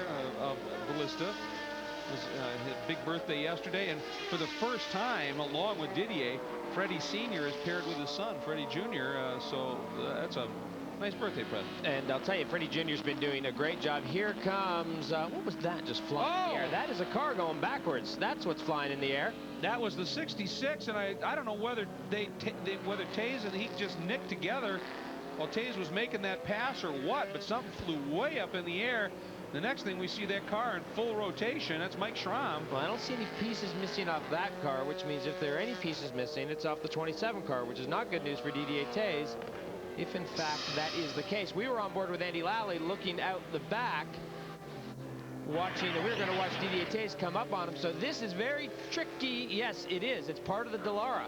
Oh, it's that it is part of the Dallara. So that is going to be a problem for those guys, because that car, from an aerodynamic standpoint, is can be very easily disturbed. There's the piece. You can just see it right there. I mean, it went way skyward and landed now. As you said, the aerodynamics probably seriously compromised, or at least in part compromised, so it's laying there. And I can't quite tell what that is. I mean, it's some type of bodywork carbon piece, or you know, it's plastic something. or carbon. Plastic or carbon. But the fact is that every part, every piece of bodywork on these cars it has a purpose in terms of aerodynamic downforce and managing air around the car, and that's one of the most important parts of the prototypes in terms of their lap time. Well, meanwhile, we watched the 66 GT car, which has had its struggles. Guys, others are struggling still down in pit lane. Well, yeah, you mentioned the Marcus. What you want to be doing. So a long stop for them. Meanwhile, up front, everything looking pretty good in the GT category now. And of course, the minute we say that, we've seen things happen here. But Kurt Wagner and Bill Oberlin had noted that they were having a good little battle with the Moser, but there wasn't really a big strain in terms of the speeds they were running. And I would think now Wagner, knowing he's got a bit of a margin, it's not huge, but he's got about what, 40 seconds or so. So he's going to be in cruise mode, I think. Well, we talked at the top of the show about the Mosler consistently this season being the quickest car, and always, not always, but mostly having reliability problems, and that Ferrari has really been on a tear, no question about it. Going to try and take a look here at that left rear corner of the car right here, and well, it's missing, yes, it's missing a whole piece of bodywork. There's a horizontal plane there that sits parallel to the wing, and you can see it on the right rear there, but it's missing on the left rear. If nothing else, that will just affect how stable the aero is on that car. Watch Didier's trying to just sneak through there, and Michael just doesn't see him, and Michael needs to go to that apex. That's a very quick kink, and he's got to go to that apex, and Didier thought, I can just sneak through there. Well, Taze continues. We're going to keep an eye on the lap times and see what unfolds here. But a moment as way, and now they're looking at the damage on the left rear. You guys reported on earlier, but nothing is done about it. It's back out and underway. Well, Jeremy, it looks like there's just a little, almost like the dive planes they have on the front of the car. They've got one just on that outside edge of the rear that's gone. And what they'll do is they'll ask Didier, they'll say, listen, was the balance affected? Did you notice any difference? And if he says, no, it's fine, and the lap time is there, then why touch anything? My guess is Guy Hobbs is about to ask Didier that same question. Guy? It seems like a good question to ask the young man. Didier, first of all, a great session. You got a pretty good jump and lead on the 16 car, but then a little problem at the end of the session. Yeah, and in this stint, after this corner, in a small straightaway after turn one, you know, I passed a blue Porsche inside, you know, plenty of room, and all of a sudden he turned and he hit my left rear. But, you know, so far I think it's fine. You know, the handling was fine, but I didn't want to, you know, to push too much, you know, to avoid to have a puncture. Now with new tires, it should be okay. Aerodynamically, the car is fine and it didn't change the handling at all? The balance is perfect. We changed a little bit the aero after my first stint to adapt the car to the weather today, and the car is perfect. All right, what did you tell Freddie before he jumped in? I just told him to be careful with the cold tires because it's quite cool, and we are running with quite a hard compound, and I just told him to be careful on the first lap. All right, enjoy the weather here. Freddie Leinhardt Jr., of course, will get in next, the 22-year-old taking over from his dad, who just turned 55 yesterday. Thanks very much, Guy. And right behind Freddie Leinhardt Sr. is our leader in GT. That's Wagner. But interestingly, at this point, Chris Dyson is about a little over 2 minutes behind. Well, get careful of that, because that's all pit stop related. Right. As soon as these guys cycle over the line, as a matter of fact, the 16 car went down a lap there technically just for a moment when Didier pitted, but got that lap back as soon as Dyson left the pit lane. Exactly. That's and my point was that he's almost an entire lap behind, but he's still not. And if a yellow comes out, it's crucial for him to try and stay on that lap. Meanwhile, we go back on board with Kurt Wagner. And watch that casual little upshift. Yeah, well, you see, that's one of those situations where he's upshifting mid-corner. He's actually got to take that right hand off the wheel and reach back and grab that gear, because, as I said, those paddles are not on the steering wheel like they are in a Formula One car. They're just mounted on the steering column behind the steering wheel. This Dallara, I was talking to Didier about it the other day, is not very happy on cold tires. It does not like cold tires at all. So I could see everyone saying to Freddie Sr., hey, just get a couple of laps under your belt and ease into it here. Well, as we were watching him on the outlap, as he made that left-hander coming out of the S's, I mean, there's a bit of a wiggle there, and it wasn't at huge speed by any stretch. So obviously needs to do some work. Hey, Terry, a little while ago, I was talking to you about your moment when you went up, and you said the aero got taken right off the nose of the car. And these prototypes, you know, you said you don't have as much experience as you may like with that. It's significant, isn't it, the aero effect? It is. I got my first taste of experience with the Celine, the S7. It's got a lot of downforce, and then the prototype this year, obviously I got a lot more experience, but running in the draft is a whole different picture. And yeah, that kind of caught me out at Virginia, and every time I get in that car, I'm learning, and I've just had a great year with Rand Racing, and it looks really good for next year to maybe get in the 675 car. And I'm excited about the prototypes. It kind of brings me back to the go-kart days, and a lot of drafting in go-karts, and it's exciting. That's great. It has been a great year indeed. Let's head down to Guy Hobbs. Yeah, we're correct in saying that the transponder on the 27 car had come off. This one right here is going to be the new one that's going to go on. However, they don't have to come in and put it on right now. They're going to wait until their next stop. Tom Seabolt came over from Grand Am, said, put this new one on. But you don't have to come in and make an extra stop. Wait till your next scheduled stop to put it on. And that's what they will do. And in the meantime, they'll just do it the old-fashioned way with pen and paper and timing and scoring. And I probably should give this back to these guys. Thank you. Yeah, well, certainly before the next stop, you're going to want to do that. Let's go back. If you're just joining us, here's what happened. And right there, that was just a clip. And there goes that piece of bodywork. And that's all happening so fast. I mean, Didier's, you know, yes, Didier was by him, but boy, the closing rate was so quick, and he was going by him. And really, in reality, as he's going by him, Michael's turning in. To be able to catch up on right here on Speed Channel. And there is a look at Freddie Lienhard Sr., who continues to lead in the SRP division and overall, of course. However, the guy who's chasing him right now, Andy Wallace, is running just a little bit quicker at this stage of the game. Excuse me, it's Chris Dyson is running a little bit quicker at this stage of the game, and it's going to be interesting to see. It was a huge margin at the end of their last pit stops, but remember, with the transponder problems and everything, timing and scoring has been adjusting manually for this car as they come by. And it's a mite closer now, and Dyson seems to be just a bit quicker. Yeah, I think after that all that pit stop stuff sorted itself out, it was about 1 minute and 20 seconds, which was almost a lap, because remember, Didier Taze was running in the 125, 126 range, so they had almost put a lap on the 16 car.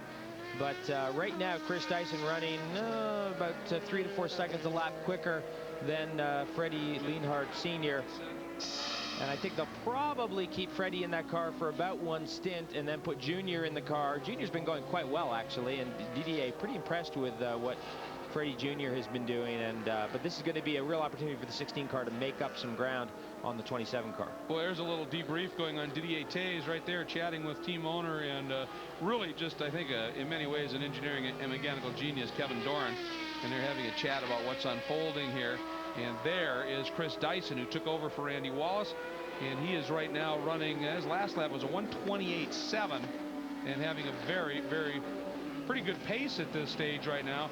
Boy, does he have a couple of good mentors as well. You were talking about Didier Taze and his relationship with Freddie Jr. Here you got Chris Dyson partnered with Andy Wallace and James Weaver. Well, that's been one of the fun things to watch all year, has been Didier with Freddie Jr. most of the time, and James Weaver with Chris Dyson most of the time. James Weaver missed the last round at VIR, but Andy Wallace certainly picked up where James had left off, and it's been a great education for Chris Dyson. Both of these guys really in their first seasons of serious automobile racing, no question about it. So and they've both done an excellent job. I mean, they're not as quick as their as their senior drivers, but who would expect that? And Chris Dyson is sort of a quiet, thoughtful young man, and to have him partnered with James Weaver, who is about 180 from that, extremely. He's thoughtful. Oh, he's thoughtful, but he is quiet. Is not a trait I'd associate with James Weaver. A lot of fun though is, and it has to be just a wonderful experience for both the young Chris Dyson as well as Freddie Lienhard Jr. Oh boy, he got pinched right there just a little bit, working through the Invitational Grand Sport class. One of the runners in that category. Behind him, you see the yellow Picchio Lally I'll tell you, the traffic here is very, very tricky because the car's hardly ever straight, and there's so many elevation changes that then these prototypes catch you so quickly that they can be on you very, very quickly. I'm sure that's what happened to Michael Strom there with Didier Taze. When he turned into turn 1, he probably didn't even see that car, and by the time he got to the bottom of the hill, Didier was passing him, and so you really have to keep your wits about you, whether you're driving a prototype or one of the slower cars. Well, the margin now about 48 seconds according to timing and scoring. Now we go on board with Kurt Wagner, the number 33 Ferrari that is leading in the GT category, and fairly comfortably by almost a minute right now over the similar car of Empringham and Stroll. But here's the story in many ways. The Mosler, which was so quick in the pits, still struggling to get that car fixed. It has implications not just on the GT battle in this race, but in the points battle in GT. And there's Michelle Newgarden, who was brought in at VIR to help partner Barbosa and is stuck with him now. And then they've added, of course, Jerome Polican, a couple of very quick drivers that were really brought in, I think, to try and help Barbosa, but can't do much when the car is up on the jacks. No, I mean, mechanical issues have been their biggest issues all year, and it's a shame because this Ferrari's been running like a freight train. You know, it just goes and goes and goes. So, and it's tough to beat that. If you've got a car that's reliable and a team that's getting the job done and drivers that are quick, you're going to have a hard time on a regular basis beating them. Well, and this Ferrari, we've talked about it before, but it is Ferrari's answer to the Porsche GT3 RS. You know, they've built Porsche has long built these factory race cars essentially that are for sale. Well, Ferrari now has an answer, and it bodes well for the future of GT racing. Coming up in just a few minutes, live 1 p.m. Eastern Time coverage of ARCA stock car racing from Salem Speedway in Salem, Indiana. Coming up next, live 1 p.m. Eastern Time here on Speed Channel. But remember, after that, we will be back live at 3 p.m. Eastern Time right here on Speed Channel to bring you the finish of the Mont Tremblant 6 hours right here from Mont Tremblant on Speed Channel. Freddie Sr. doing a nice job here running sub 1 minute 30 laps, 129s mainly, which is good, and that's for the most part been matching what Chris Dyson has been doing. So Chris Dyson not able to close in quite as much as we thought he'd be able to. Yeah, he closed in fairly quickly for a few laps, got it down to about 45 seconds, and then as you said, Lienhard has absolutely stabilized that, and Dyson making no inroads. Meanwhile, here is young Chris Dyson. Came in here just 6 points behind Taze as a rookie in the overall division here in sports racing prototype.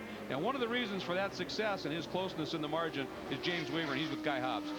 Yeah, James missed 2 weeks ago, but you're back in the seat again this weekend. Help young Chris Dyson on that points challenge. How's it feel to be back in the Crawford? It's great. Max has been a long time sort of friend, I suppose, of Dyson Racing. He's always run our second car for us at Daytona. He supplies a lot of the parts for our Riley and Scott and back. So it's very much like a second home being here. What do you think of here, Mont Tremblant? It's outrageous. Isn't it extraordinary? You come to Canada, got Trois Rivières, Mosport, and Mont Tremblant. Got 3 of the finest road circuits in the world. All right, well, you enjoy your laps out there. Last time James drove at Crawford, that's when he had issues with Billy.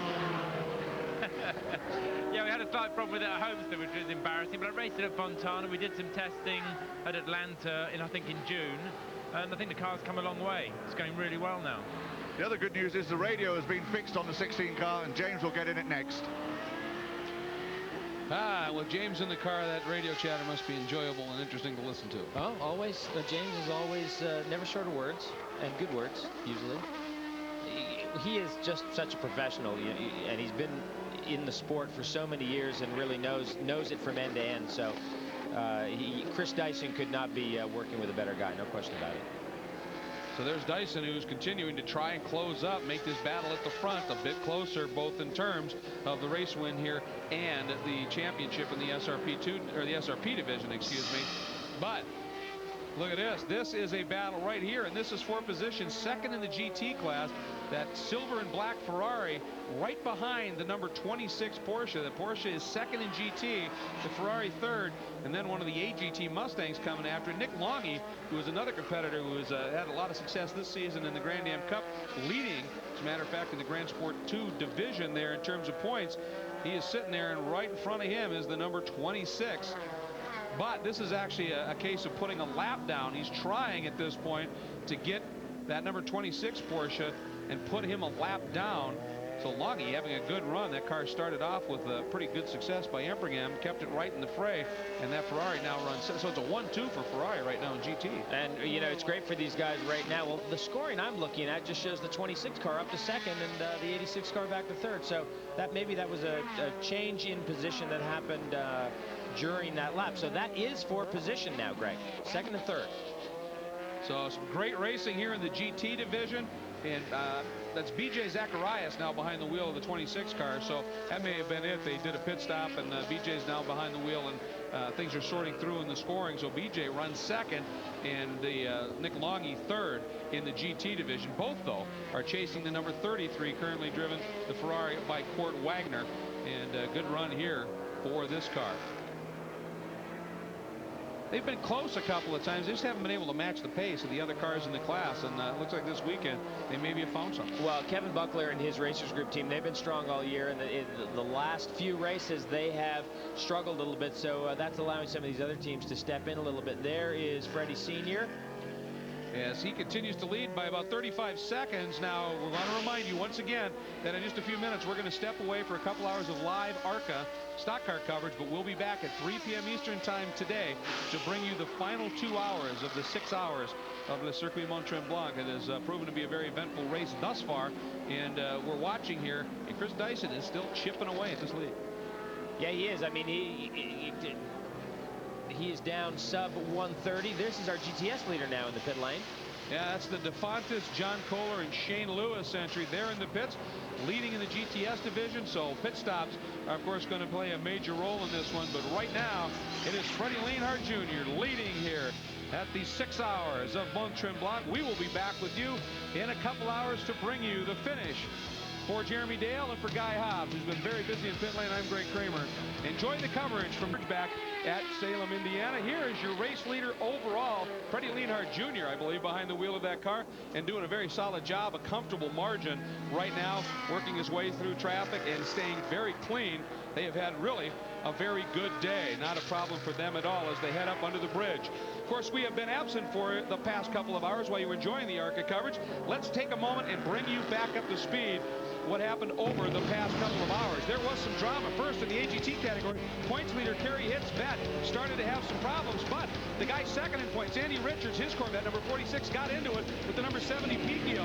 And SRP2's Andy Lally, he'll go home a class winner, but dejected because it'll be on the hook. In the AGT class, it's been a good day for the number 29 Sky Blue Mustang. They have continued to lead. But in the GTS division, the 01 Porsche had a long stop, and the 67 of Wiley veteran John Morton now leads in that category. In GT, boy, what a great day for the number 33 Ferrari of Washington. Ferrari continues to lead, and comfortably at that. In the SRP division, there was some great developments. First, Chris Dyson ran down Freddie Lienhart Sr. and took the lead. But moments later, Dyson, trying to stretch his advantage, had a big off, backing into the tires. He limped back into the pit lane. However, the damage was extensive, as you can see, and they only just recently were able to get that car back out onto the track. Thus, Freddie Lienhart Jr. now leads and has a fairly comfortable margin overall in SRP.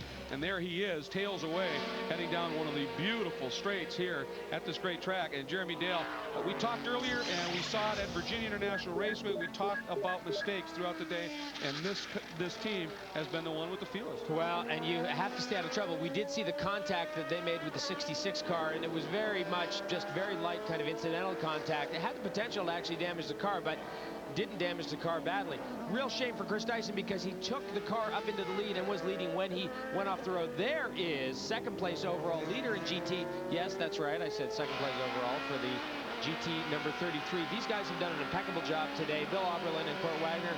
Bill Oberlin on board right now as he streams down into turn one in this 360 GT Ferrari. These guys have had a great day thus far, although we still have 2 hours to go, and a lot can happen in 2 hours. Yeah, they have definitely kept their nose clean so far. When they've been in traffic, they've been able to pick their way through. Nary a scratch, I don't think, on that machine. Well, as a matter of fact, GT cars sit third and fourth overall as well, so the battle in GT is a great one. Second and third in the class, as I said, sitting third and fourth overall, and a lap down to this car, but pretty good pace. Actually, that battle for second in GT is a very good battle right now. Strong indeed. And then, of course, as we mentioned, the number 29 American GT Mustang leads in that class. But these guys have really, as you've said, put on a great event today. Very smooth indeed. Now here comes the number 16. It is back out. The Crawford, the Tedford Norcold entry, and they have Chris Dyson back behind the wheel of that car, and they're just trying to salvage any type of points they can get. And there's not a big entry in SRP here, so they will be able to leave with some valuable points. But the bigger issue is of course, Didier Taze has himself now a lead. For the first time in some 4 races, he might be able to stretch that advantage. Let's check out in pit lane with Guy Hobbs. Guy, what's going on? Well, I'm here now with James Weaver. I saw James about half an hour ago. He's in his sport coat getting ready. And I thought you were looking for an escort out of here, but James, you're back in your PJs and the car is running again, and hopefully you'll get in it. Absolutely. Max thought they couldn't fix the car, but luckily they've been able to. And this is such a great track. I said, look, Max, if you can fix it, I want to do some more motoring. You've only done 8 laps so far this weekend and come a long way to do it. Absolutely. And you know, just such a wonderful facility this, and you know, I just can't wait to go and have a good old go around turn 1. Chris is in it right now. How long do you think it'll be before you get back in? Looks about 13 laps. Okay, we'll look forward to that, James. Put on a good show for us. Thank you, mate. And keep it on the tarmac. Oh, is that the key to the whole mission? Is that where we're going wrong? Big key, yes. Well, a little bit of tactical offness now and then, you know, can't be helped. But actually, there's still a long way to go in this thing, too. Yeah, if the Delara do the decent thing and blow up, then we'll still be able to shout. I'll go mention that to Kevin and see if we can do something. I'm sure he'll see it from my point of view. Absolutely. James Weaver, of course, even being as many laps down as they are, maintains his sense of humor. And Guy, I presume PJ's is prototype jumper? No. Well, sure, we'll go with that. Well, while we were talking to James Weaver, Chris Dyson did have a little moment. This is up into Namro. Pretty tricky corner here. Very slow. Uphill braking zone. Levels off. He turns in pretty early here and is actually very early on the apex. Gets to power very hard and almost loops it. Does a little bit of a tank slapper there and lifts off the throttle pretty much all the way so that he doesn't spin it. So Chris Dyson having a bit of a moment. There's a lot of physics going on in that corner, isn't there? Boy, is there ever a lot of physics going on. Here he is again, and a little bit slower, and still a little bit early. He tends to really be turning quite early there. But it's interesting. You heard Guy say to James, hey, there's a long way to go, and the decent thing would be and James' response, of course, is the decent thing would be the Delara would blow up. But remember the 6 hours at the Glen, where the Delara did have some engine issues, and Chris Dyson and James Weaver did go on and had a pretty good result there. So, you know, anything can happen. Anything can happen, and we've got evidence of that again down in pit lane. Guy Hobbs, problems for the Mosler. The 24, we obviously had problems earlier. 24 has just come in this time with the international signal to cut it off, and we're done for the day. So the Mosler, of course, this is critical in that points battle in the GT class with just one round remaining. That's Michelle Newgarden right there, one of the drivers that was brought in to help with this program, and just been a frustrating day. We're watching this is going to be a great battle here. It has been for a number of laps. It's for 3rd overall, but it's 2nd in GT. And you see the number 64 Lola Porsche in the midst of the number 26 Porsche and the number 86 Ferrari. And the Lola Porsche, the prototype car, has just gone by. But these two guys, Jeremy, have not been separated by much more than this for a number of laps. Well, as a matter of fact, David Embringham, who's in that 86 car, there's Kaz Whitehead in the number 26 car.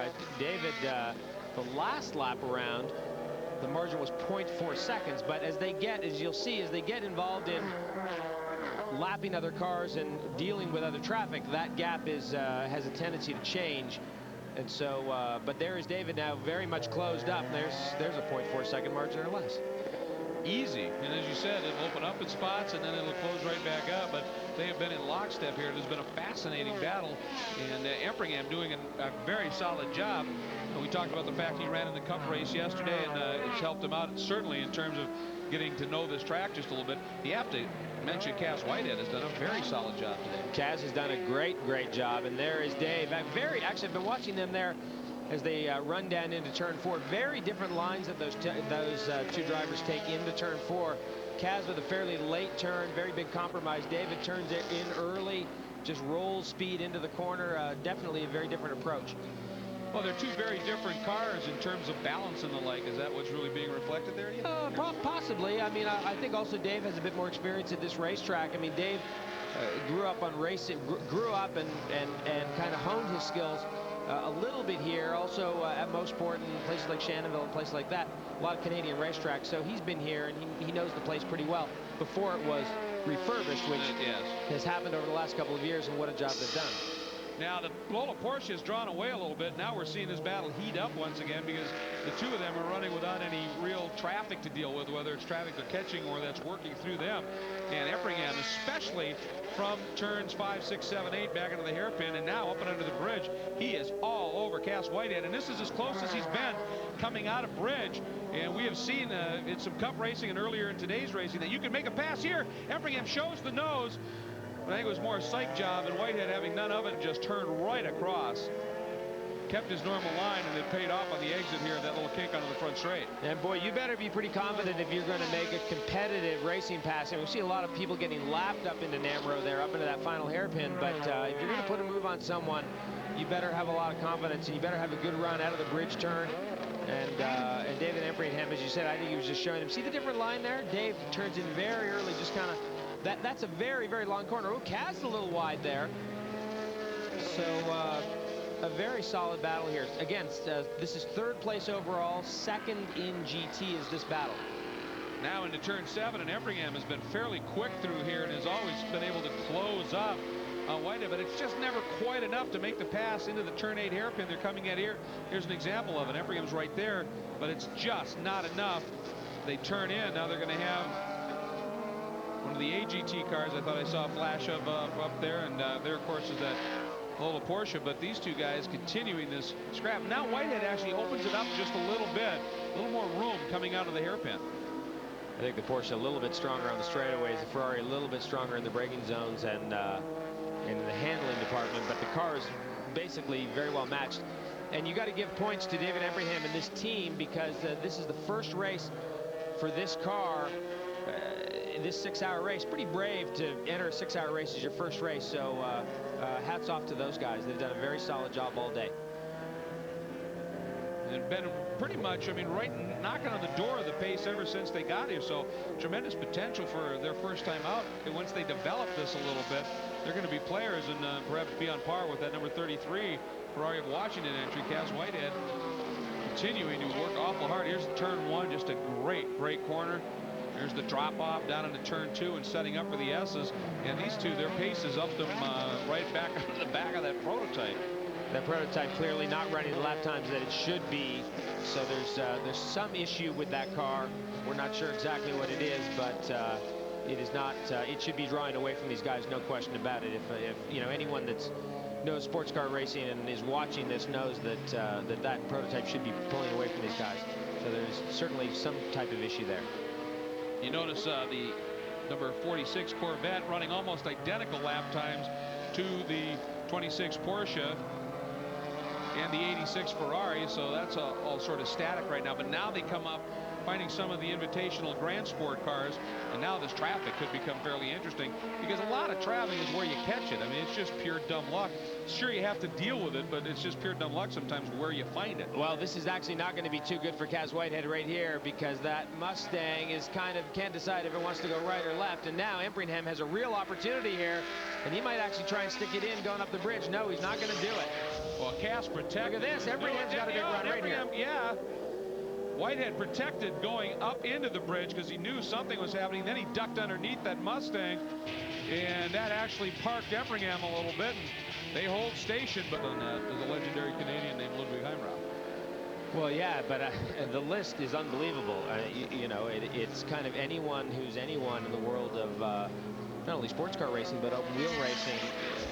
You know, when this track was in its heyday, which was mid-60s to mid-70s, and from the mid-70s on, it kind of started to fade away a little bit, and the last 8 or 10 years have been really rough here, but thank goodness, you know, someone had the vision to snap it up and say, you know what, we're gonna bring this place back. And really, it has. They did shave about 10 or 12 feet off the hump right there, but that doesn't really take any character away from the racetrack. All the important elements are there, and it is just a phenomenal place. And every single guy in every single car, every single driver in every single car will tell you they love the place. It's easy to know because you wander through the pit and paddock there, and all you see are smiles, and it's all the guys and drivers, as you said, getting out of the cars are just loving it. Right now, I'd say these two are probably enjoying things the most because you like a race regardless, but you love a race when you're in competition, and these two have been at it for a long, long time. In Empringham, he's probably getting tired of seeing that rear wing on that Porsche, but boy, he is not letting that car get away. And Whitehead, I'm sure it looks in his mirrors and is getting a little tired of seeing that Ferrari Silver right behind him. They're having a great scrap. And of course, the connection we haven't made yet is that Lawrence Stroll, who owns the racetrack, also owns that number 86 Ferrari and is listed as a co-driver. I don't believe he's driven yet today. David Empringham and Nick Longy have, I believe, done all the mileage today in that 360 GT, but you know, not only is he a player in terms of the facility here, but he's also competing here today, which is great, supporting this Grand Am Series and putting another very solid entry in the field. Well, I think with the way that this place has been renovated, you can tell that it was a racer that, as you said, it plays a role in it and bought it. Oh, look at this, Empringham looking to the inside, and it drew Whitehead in a little bit. Looked like Cass made a last-second adjustment, turned in maybe a little earlier than he would like to, and runs a little wide on the exit of the hairpin. But again, there you can see the legs of that Porsche pretty strong.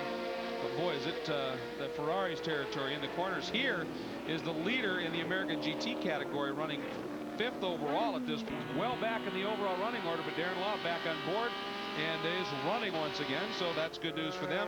And out front overall, well, Didier Tage now behind the wheel of the number 27 Delar Judd from Doran Lister Racing. A comfortable lead and one of the best in the planet behind the wheel right now. We'll be right back. Mind you that coming up at 7 p.m. Eastern Time, you'll be able to enjoy the NASCAR edition of Speed News. Now that's coming up tonight at 7 p.m. Eastern Time. NASCAR edition of Speed News, followed immediately by Speed News Sunday. All the information from the rest of the motorsports world at 7:30 Eastern Time tonight. Your hosts will be Dave Despain and Ralph Shaheen. And Jeremy, in that great battle we've been watching for third overall, second in the GT category, David Empringham found a way by Cass Whitehead, and here's where it happened, and guess where it happened. And this is out of turn 1, down the hill into turn 2, through 3, and there's something unusual about this. I'll tell you what, that's very unusual. I mean, that should not be a place where you make a competitive racing pass, and I don't know if Kaz had a little. Yes, Kaz Whitehead, I happen to know, has come to pit lane, so I wouldn't be surprised if that was there's the car in the pit lane, so it might have been a fuel stumble or something like that, but David Empringham said, hey, I'm coming through.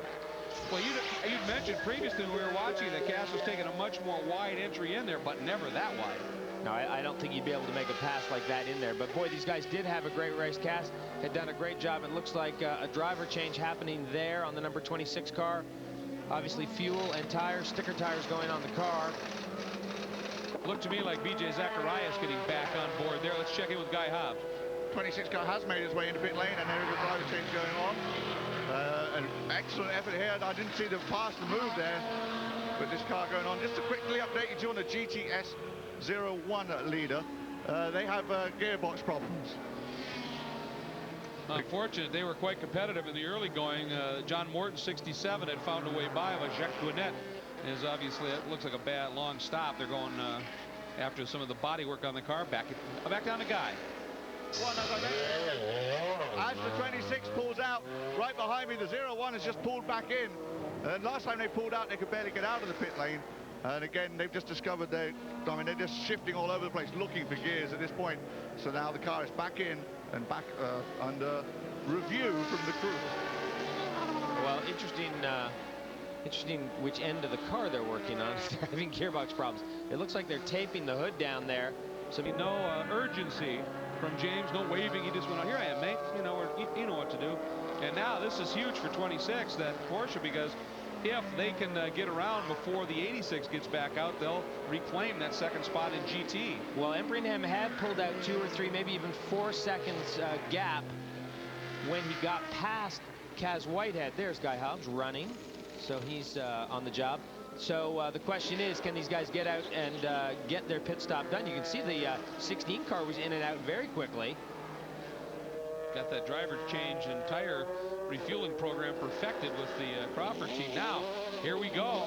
Longy behind the wheel at this point, and B.J. Zacharias bringing that Porsche around, but it looks like this car is going to maintain that spot. Well, keep in mind, Greg. How long? Yeah, well, keep in mind, Nick Longy, I saw them put sticker tires on that car, and those always take an extra half lap or so when you're on sticker tires as opposed to tires that are scrubbed, which have had the basic scuff kind of taken off them.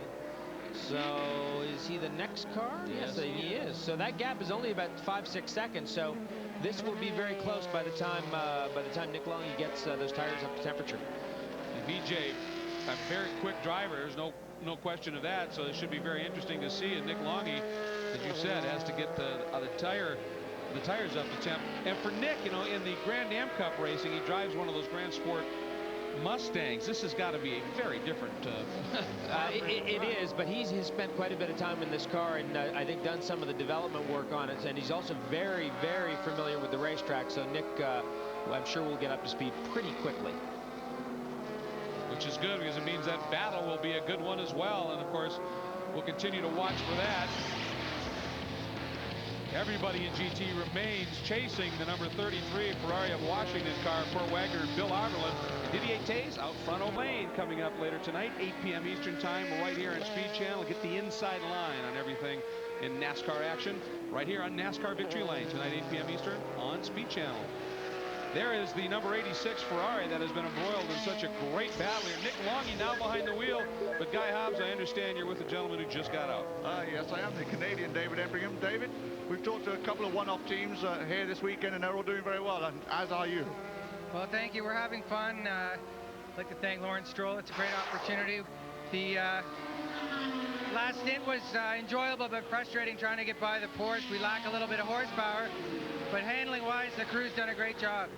I understand Mr. Stroll was over in Europe and going to try to make it back here today. Has he done so? He's back here watching, so hopefully we can have a good finish for him. Must be good for him to watch his car do so well at his track. Well, we'll cross our fingers. All right, David Embringham, who had a great run yesterday, too, in the Grand Am Cup race. Boy, no pressure. Well, you know, David, we'll cross our fingers. David's a smart guy. He understands that, you know, we've still got, what, almost an hour and a half to go in this 6-hour enduro, and anything can happen. So, but what a great job they've done in their maiden run here. 3rd overall, 2nd in class, chasing the car that has won 4 straight races, and it would be a 1-2 for Ferrari in the GT category.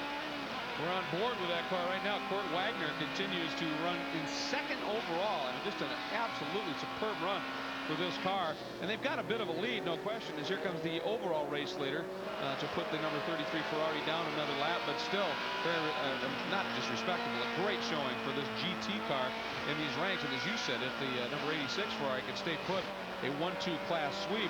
And, you know, they've said it. It's endurance racing, and we don't wish anything bad on the 33 car, but the 86 Ferrari, they're driving hard because you never know. Well, they're where they need to be, and clearly these guys are the masters of the GT category right now. As I said, having come off 4 straight GT victories with this car, and but full points to David Embringham and Nick Longy for the run they've had today thus far. One thing we should talk about, you know, in racing, you hear about cars that put together these long win streaks, and suddenly they're restricted a little bit or handicapped a little bit or whatever. This Ferrari has not always done it by any stretch on pure speed. There's other cars out there, the Mosler most notably, that on occasion is noticeably quicker, but these guys just have the whole package together very well. I'll tell you what, this car actually has a couple of pretty serious liabilities. One is the gearbox, which we can talk about at one point, but it's not the perfect package by any stretch of the imagination. Now, we talked about the fact they're running an additional class here this week in the Invitational GS, the Grand Sport Invitational class. Here's your leader in that category, the number 23 GT3 Cup Porsche of Mike Levitas is doing the driving right now. Freddie Baker, and if you've been watching and following racing in North America for a long time, Freddie Baker has been racing Porsches for a long time, and he and Levitas having a good run. And this is the car, by the way, that Bill Auberlen put that just unbelievable display on in the Grand Am Cup race yesterday in the GS1 class. So they're doing a nice job here, and they've worked their way up into 9th overall. So they may have been an invitational class here, but they're showing some good pace. Well, that car's actually had quite the odyssey this weekend, as a matter of fact, because that was quite a little performance Bill Auberlen put on yesterday. Unfortunately, didn't win the race. He kind of ran out of tires, and and had one indiscretion too many in that event, but still did a great job. And as I said, the car has had quite an odyssey this weekend and really piled on the racing miles here at Tremblant. Well, they widened the track during the renovation to 42 feet, and he just needed it to about 45. That's all. He needed at least 45. Yes. All. You know what? Well, we have the piece of tape to prove it because we looked at it earlier today. But yeah, Bill did a great job in the car, no question about it. But 45, maybe 48, you know, whatever. The problem is if you give him 48, he's going to need 50. Right? That's the problem. That is the problem. Right. You can't just lay the pavement. There is Didier Taze, our overall leader. And ever since that little coming together with the 66 Racers Group car, which was literally a situation when the guy, the 66 car was starting to turn in, and Taze whistled by, and they just nicked, and a little, really not much of a piece of necessary bodywork came off of the 27 machine. Has been great, but we talked about this car and the adventures it had. Jeremy mentioned the tape from the Grand Am Cup race when Bill Auberlen had his moment. Let's take a look at it here.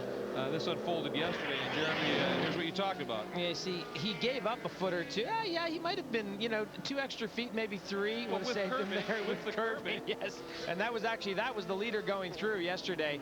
So Bill, and this was earlier. This was only about 2 laps ago. So, and that's the same turn. That's turn 12 leading up towards the bridge. So number 23 coming up the hill doesn't like the hill. Right now, though, it likes where it's running. Again, the fastest of the Invitational GS cars here, 9th overall at this stage. So these drivers having a very strong show today. And Mike Levitas, the driver of note right now. BJ Zacharias doing the driving there, but Taze running very strongly and would like to add his name to the list. And Didier is a driver of a tremendous accomplishment. Of course, he has had success in the Daytona 24 Hours, and he has had success, I believe, in the Sebring 12 Hours. Never has won the 24 Hours of Le Mans. I know that irks him just a little bit.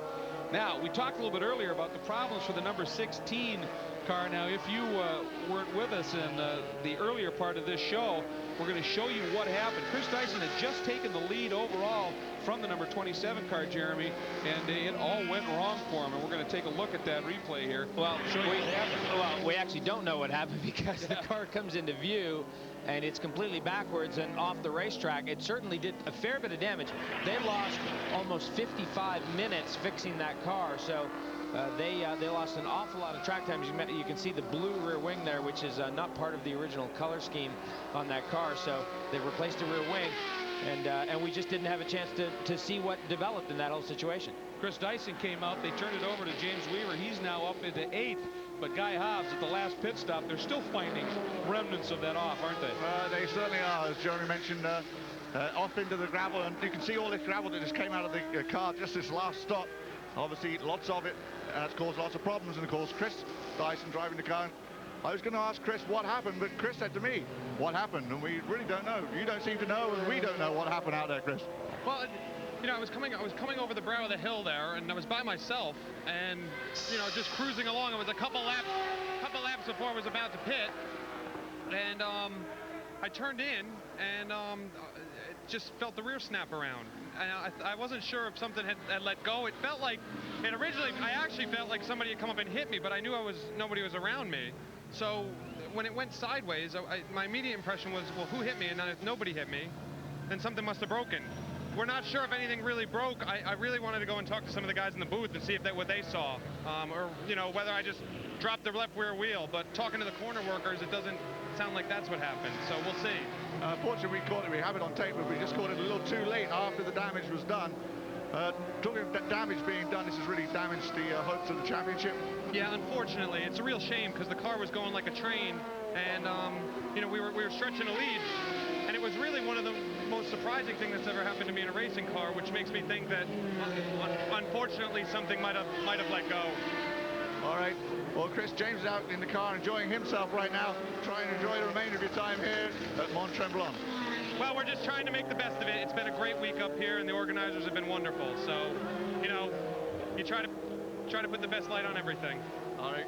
Chris Dyson down here in pit lane. Back to you, Jeremy and Greg. And now look at that. Now, Jeremy, that is some serious unwanted ballast. That is unwanted ballast. But if you have a little landscaping project to do, then you're a little bit ahead. So that's good.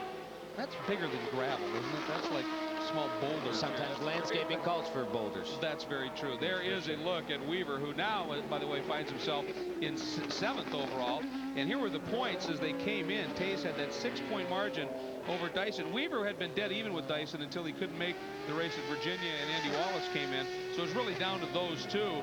And this is so important. And now, as opposed to Dyson closing it up going into the last round, it's going to open up a little bit. And I think, you know, they saw an opportunity there because he was leading the race. He was pulling away from Freddie Lienhardt Sr., and that was an opportunity for those guys to put a little distance on the Dallara. The Dallara definitely is a bit better suited to this racetrack, and these guys knew that. So they thought, you know, maybe there's an opportunity to kind of pull a rabbit out of a hat here, and definitely a lost opportunity. It's unfortunate, but they did get it fixed. It is back out. They're going to accrue at least some points to keep them in the hunt. And as James Weaver said, he was here. There was a race car that could be fixed, that he could go flog around for a while. It was going to happen. Well, James Weaver's a racer, and this is a racer's kind of racetrack. I mean, if you enjoy driving race cars, this is the kind of place you want to spend your time in a car. The third driver in that car, we mentioned it earlier, but it bears repeating if you were with us, Andy Wallace, who, of course, is one of the very few drivers who's claimed the triple, the 24 Hours of Le Mans, Daytona, and Sebring. And Andy said, you know, I really don't have to go back to Europe again. I've driven Mont Tremblant now. This is tremendous, and enjoying it immensely. Meanwhile, Didier Taze certainly is enjoying this track right now. Really has since the get-go, but at this point, he also just likes it because he's leading, and he's leading comfortably right now, and it's this race and one more to the championship, and this is exactly what Didier Taze wanted to have happen here, and he is leading comfortably. Meanwhile, there's the landscaping project in pit lane. Yeah, and something is clearly broken. It's not that the wheel has dismounted itself from the hub. That is suspension failure of some kind, and he drove it all the way from turn 8 all the way down the back straightaway, a long run, almost a half a mile. But that car is parked there, and I would not be surprised if we see a full course caution in the pace car. Yeah, that's just not a good place for that car to sit, so we may have to go full course caution. By the way, we'd like to remind you that coverage of the kart. 6th, 3rd overall, so I'm sure we'll go get a little bit racy. There's the green. We're back at it here at Mont Tremblant. And there goes Weaver underneath the number 19 car of AGT points leader, Kerry Hitt. James Weaver, racy? What a stretch. That's what a stretch, exactly. Well, James hasn't had a ton of time in this car. I mean, this is his first stint in the car during the race. Andy Wallace started the car. Chris Dyson got in it. Before they went to yellow, Didier Taze was running laps in the 1:30 range, which really is 1:29, 1:30, which is really pretty soft for Didier Taze. So I wouldn't be surprised if Weaver goes out and around him. There is the number 26 Porsche, 3rd overall, 2nd in class. I would think that Taze will just plainly let Weaver go too. I mean, he's driving for a championship right now, not for this race win, which he's probably going to get with comfort. But nonetheless, he's not going to take any chances. I would agree. And if I was Kevin Doran, I would be saying exactly the same thing. I'm sure those guys have backed off on RPM, and Kevin Doran would say, hey, don't touch any curbs, don't lock a wheel, don't do anything. So there's the 26 Porsche, and there's only one car, Guy Hobbs, separating it from the number 86 Ferrari in pursuit. And, I'm with David Embrian right now, the second driver of the car, number 86. David, you didn't even know about a little issue out there, but the 26 stalled and the 86 went by. Well, thanks for the information, because about 5 minutes earlier, same thing happened to us, and we fell back behind the 26. So I think if Nick is in front of him, we should be able to hold him off. This is going to be a battle down for the last 30 to 40 minutes. We think we have enough fuel to finish the race, and we're going to gamble regardless. Now, why didn't you come in, say, under that yellow then and just top off to make sure you do have enough fuel? Because we felt we needed the track position against the 26 car, and we feel it's really close on fuel, so we're going to gamble. All right, they're going to be gambling over here. Just to update you too, the 33 we mentioned made its pit stop, so they're good on fuel. So is the number 27 out in front. And right now, this 33 car leads the class, and they have a 2-lap lead on both the 26 and the 86. So this would put the 86 car 3 laps down to the class leader, number 33, if Cor Wagner can get by Nick Longy. And again, Court has no reason, much like Didier Taze, Court has no reason to push too hard. Well, I was going to say, if Longy gets defensive here, I don't think Court will force his way through or take any chances. They are well placed for this championship. Another win here, their record 5th straight, because they're breaking their own record for wins here. Their record 5th straight would all but just clinch that almost, so it'll be strong. Up front, Didier Tays nowhere near clinched, but in a position to at least open up that margin just a little bit. And behind him is James Weaver, and Weaver is pushing the loud pedal hard right now. It did, and we want to take it back and show it. Watch this. Court Wagner trying to move on Longy, and who's defending. And this is down in turn 8, and what's funny about that is Court comes from a long way back there, and that really is not a done deal. And I think what Court was expecting was to have Nick Longy just give him that lane, and Nick Longy didn't do that. Well, keep in mind, Nick Longy trying to avoid going that second lap down. He's a lap and almost another full lap down. And if he was able to, if Court would get by, then there's a yellow. That 26 car gets all the way around. If it's, I mean, it's just a crazy strategy. You don't just let the guy go. Right. I mean, in endurance racing, you don't just let the guy go. You fight for it, because, and it's not like Nick was even fighting that hard for it. I mean, there was a lane there, but that was not that racetrack. There was not enough room there, and Court had come from, like I said, a fair ways back. Well, we've been stressing the theme of errors and mistakes and trying to avoid them and the like. And I mean, that was a minor one, and it happened for them. The good thing with a large lead in the class. But boy, you try that, and when things are a little bit more snug, it can be interesting. We sit now on board with Wagner, and he's now coming up on a long queue of some traffic here. And mostly GT cars, so he'll have to pick his way through these fairly carefully. Turn 7, this is an unbelievable corner. Very quick, 5th gear, up over a rise, falls away at the exit. Just incredible. And very important to maintain momentum through it. Here's where Court spun. This is down into turn 8. Trying to follow the number 19 AGT vet to carry Hit through the crowd here, and he uses it to good effect to get by the 68 GT Porsche. Now Hit's going to pull up alongside the team Porsche, and Court trying to figure out if he can make a move here and get through, and it's not going to happen there. Get a good look at the defroster system they've got in that car. Pretty stout looking defroster system. That big aluminum tube that runs across the base of the windshield. Little blue flag there from the corner worker coming up under the bridge means everyone should have a look at what's going on around them, as if they don't already know. There's a lot going on. Oh, there he goes. He takes a look. Now go back on board here, and you were talking about. Here's that move once again, and Longy just turns in normal line, really. And again, you know, yeah, there's a lane there, and it's not like Nick is being defensive with that, but that pass was not done. The pass is not done until you're at least alongside, and really I consider the pass being done. Look at how far back he is when they go to the brakes. And yes, he gains in the braking zone. I think he thinks, okay, he's just going to give it to me, but Nick's line there is such that he just turns in late, and so I think Court got caught out there just a little bit. I really think you're right in the sense that I think Court thought, you know, I'm the class leader and the like, and we're, you know, this championship battle and the like, he's just going to let us through. And I don't think, you know, these guys obviously are here for the best possible finish they can get at home on the track that the car owner owns and the like. Let's take a look one more time at this real speed from the onboard. And this is at a 7. And so he's got, you know, it's about 4 car lengths there. He's got a bit of a run, but not much.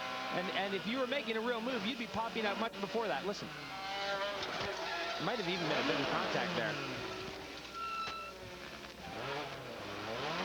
So you watch him make the save, he gets going again. But Guy Hobbs, that was a little bit of a fright. Well, yeah, you mentioned contact there. The last time, well, not last time, but 2 laps ago, all the crew was out over the pit wall trying to do an inspection of the car at 180 miles per hour. They did it, and they are happy there was no damage there, but there was contact. Well, that's the key. Sometimes you can just do the little bit of a nerf and it doesn't do any damage to the vehicle. I would say they maybe got away. Sports Car Series coming up in Daytona Beach at Daytona International Speedway. And Speed Channel's coverage will be right here, 1 p.m. Eastern Time, Sunday, November 10th. The season finale of the Rolex Sports Car Series. I'll be there. Okay, then I'll be there too. Okay. We've had an incident here, and it is one of our GTS machines, the Celine Mustang, the Cobra R number 47. And as you can see, it's right in pit lane. and Shane Lewis apparently behind the wheel at the time, and there's a lot of debris that's been brought up on the track and some damage on the car. And now you have to look now as we circle. There it is. And it's very strange. It's like the car just went straight. And I'm wondering if it's very strange. It's almost like it lost that. Take a look at our class leaders here. First overall is Didier Taze, the number 27 entry points leader in SRP. GT, the Ferrari, second overall. Kurt Wagner behind the wheel now. In AGT, fifth overall, it's Darren Brassfield in the Mustang. In the GTS category, Mike Schramm in the Porsche, 10th overall, and 19th overall is SRP2. That's Darren Law. And of course, they've come back. You're on board with Darren right now after that crash and a long rebuild on that car. And I like how you put that. The car was very dependent on that left front wheel. It's a bit of an understatement, actually. Now, look at this battle. Is reforming, which is good to see. 26 and 86. BJ Zacharias and Nick Longy. And right there, we have seen the spots already with the other two protagonists when we were watching Cass Whitehead and David Ebringham, and the Porsche on the straights looking very strong. But boy, you get into these twisty sections of the track, and then Ferrari really comes on here. And Ebringham even said, we don't have the engine right now in this car, but they've done a great job tweaking the setup for us. And I doubt they'll be getting any help from the other Ferrari team, by the way, with setup, because they've had a very solid debut event with this car, and if they're going to run it anymore, they're going to be a threat to win races without question. Keep in mind once again that this Ferrari is the 360 GT, and it's based, I mean, the original one that the 33 Ferrari team, the Ferrari Washington team, was running on was based basically on one of the Ferrari Challenge cars and tweaked and modified a little bit. But the one they have now is actually it's a build from the factory, and that's Ferrari. What they want to do in the future is build these cars and make them available to everybody to answer this program of Porsches right here. And I'd say Ferrari has hit on what looks to be a pretty good formula. And there's a company called Michelotto which builds those cars for the factory. They're factory, you know, it's kind of semi-factory built, factory authorized race cars. But it's a great program.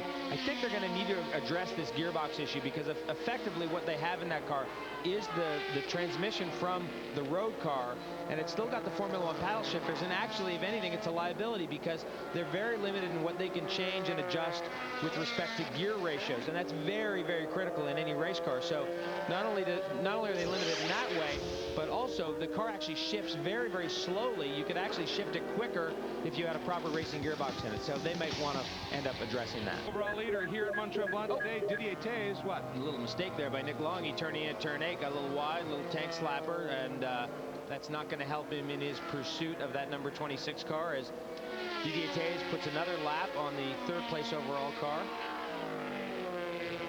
There is that margin right behind, and he did in fact just lose a little bit at this stage. And Taze got by the number 26 clean. Not that it was so much a problem for Taze, but it didn't affect BJ Zacharias at all in the Porsche, so no help there for Longy.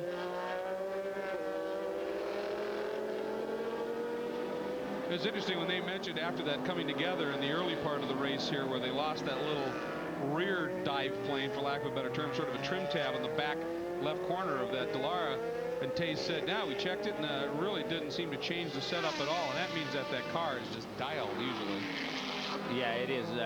Although right now he's running laps that are kind of 3 to 4 seconds slower than what Didier could do.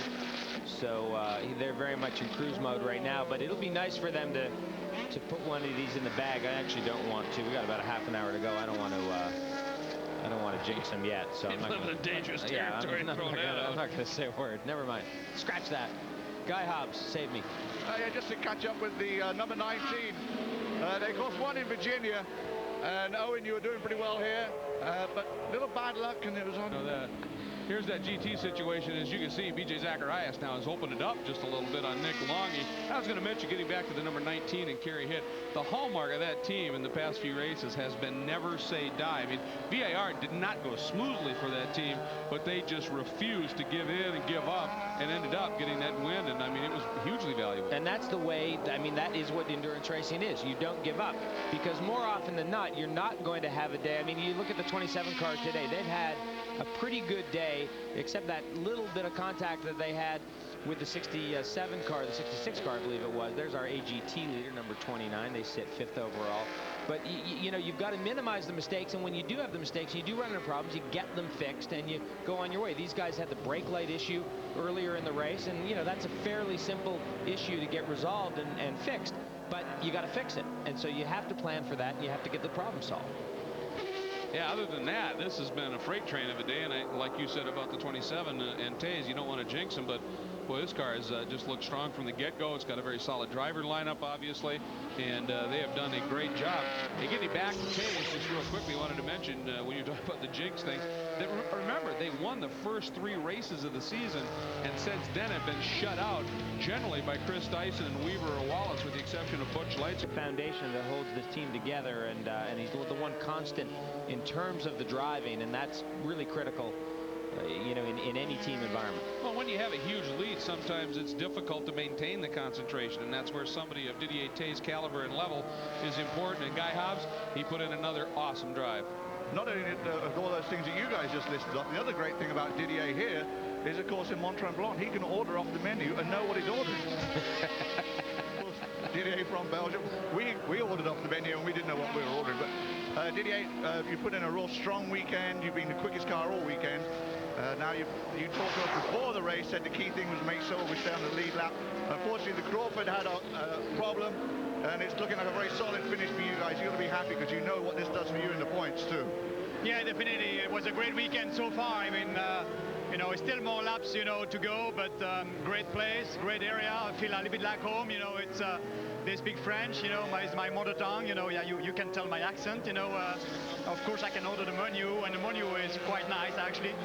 Well, you know, the team prepared the car perfectly. You know, just like every weekend, like we were in Virginia. In Virginia, we had some bad luck. I think this weekend so far we're very strong. You know, everybody is pretty strong. Freddie Jr. did a very good job. Freddie Sr. also, and very pleased with the car all weekend. Obviously, probably be a little bit of celebration tonight. So if you could add 3 to the table, that would be great. Well, definitely, and we were looking the red wine anyway. There you go. Didier, congratulations. Of course, we'll be able to wrap this up for sure at the finale in Daytona in November. And there's Freddie Lienhart Sr. again, celebrating a birthday. And there's the number 16. James Weaver brought it in. And a quick stop, and he is heading right back out again. That really is going to do it. I think that's going to be their last stop easy. They've got plenty of fuel on board now to get to the end. And Weaver's just going to flog it and have some fun. And obviously, you still, though, I mean, you know, we're talking about this championship battle, and it isn't like if Taze wins it, that's it. I mean, he's going to win the championship. And Weaver, boy, that's interesting. That's unusual is what that is. Very rare. Cold tires that look like it just got around on him. As I was leading up to saying, James can't go out there and be overly reckless and abusive on the car, because right now there are still some valuable points in this for Chris Dyson to keep him close to Taze going into the final round in November at Daytona, and so he's got to protect that just a little bit. Let's go back and see if we can figure out what may have happened there in the out lap. I didn't think these guys had actually put tires on this car, but maybe they did. He came out reasonably strong. This is a very long right-hander. He just touches the throttle there, and I guess they must have put tires on it, because that definitely looks like a cold tire spin, and which is very, very unlike James Weaver. But no one is perfect, as we all know. Well, I guess one has to wonder, when they're sitting stationary in the pits, even if they don't change tires, how much temperature do they lose? And did he think maybe it was a little more temperature than he may have actually had grip for? Just overdrove it going in, as you said, very rare factor. And in '67 at Le Mans, they credit him with starting the spraying of champagne tradition in Victory Circle. Another very solid career. Been through a lot of those today. A lot of these solid career. Hicks, Andretti, McLaren, Donahue. Some great names. There's Freddie Lienhart Sr. right now, leading comfortably at this stage, and he's had a good run. But we were right before we went to break. Of course, we had the moment that James Weaver experienced in the Crawford as he was coming out of the pits, and you don't see James Weaver spin often at all. Certainly not something that you would speculate was it an error of some sort. We just don't know. Let's go back and take a look at it one more time. And he was just coming out of the pit. He locks up there too, so maybe he just came in, got a splash of gas, and went back out on the way. But a couple of cars before James left pit exit, the 19 and the 01, both have leaks and problems, so there may be some stuff down in pit lane. Talking in pit lane, or the pit lane exit. Talking in pit lane, here is the story of the weekend right here. See this? This small hole I have in the tarmac? That's the hole that was made by the 16-car Jack that sat here for so long, losing 55 minutes here today. Boy, that is, I tell you, tells this, the story. Well, this racetrack was almost blemish-free, but it is now not blemish-free, so those guys may have to fill that hole before they leave. That does tell the story, because 55 minutes, that off that Chris Dyson had, took the rear wing off the car, rear body work. Probably the alignment on the back of that car is not very happy. That really took these guys out of this race. And I think they could have, I'm not sure they were going to beat the Dallara today, but they certainly could have given them a run. Right in that section, though, just to show you that James Weaver is still driving hard, even with that spin and everything else. Just a lap ago in that same section of track, watch this. He is charging into Namro.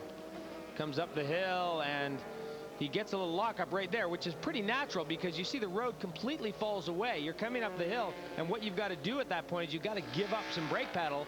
You've got to give up brake pressure so you don't expect that wheel to continue with its high level of grip because the road's literally falling away from that tire. So Weaver just continues to drive around trying to get some good points for teammate Chris Dyson, the young rookie, and try and stay in the hunt for the championship. This is, of course, the 9th of the 10 rounds. And Weaver having some fun out there, but certainly has to also be mindful of the mission, as it were.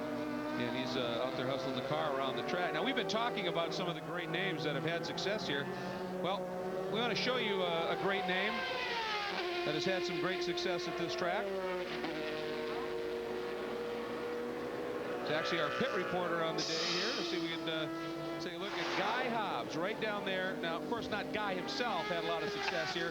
He may have watched a lot of success here, and it may have come from his dad, David Hobbs, who in September of 1969 had a great drive here in a Formula 5000 Surtees TS5. And Guy, obviously, pretty proud of that. I sense Guy was actually getting a little choked up there. He was lost for words, which is most unusual. Extremely rare. It's extremely, extremely rare. Another guy was Gilles Villeneuve, of course, who won a Formula Atlantic race here in 1977, which was the year he made his debut in Formula One with the McLaren team.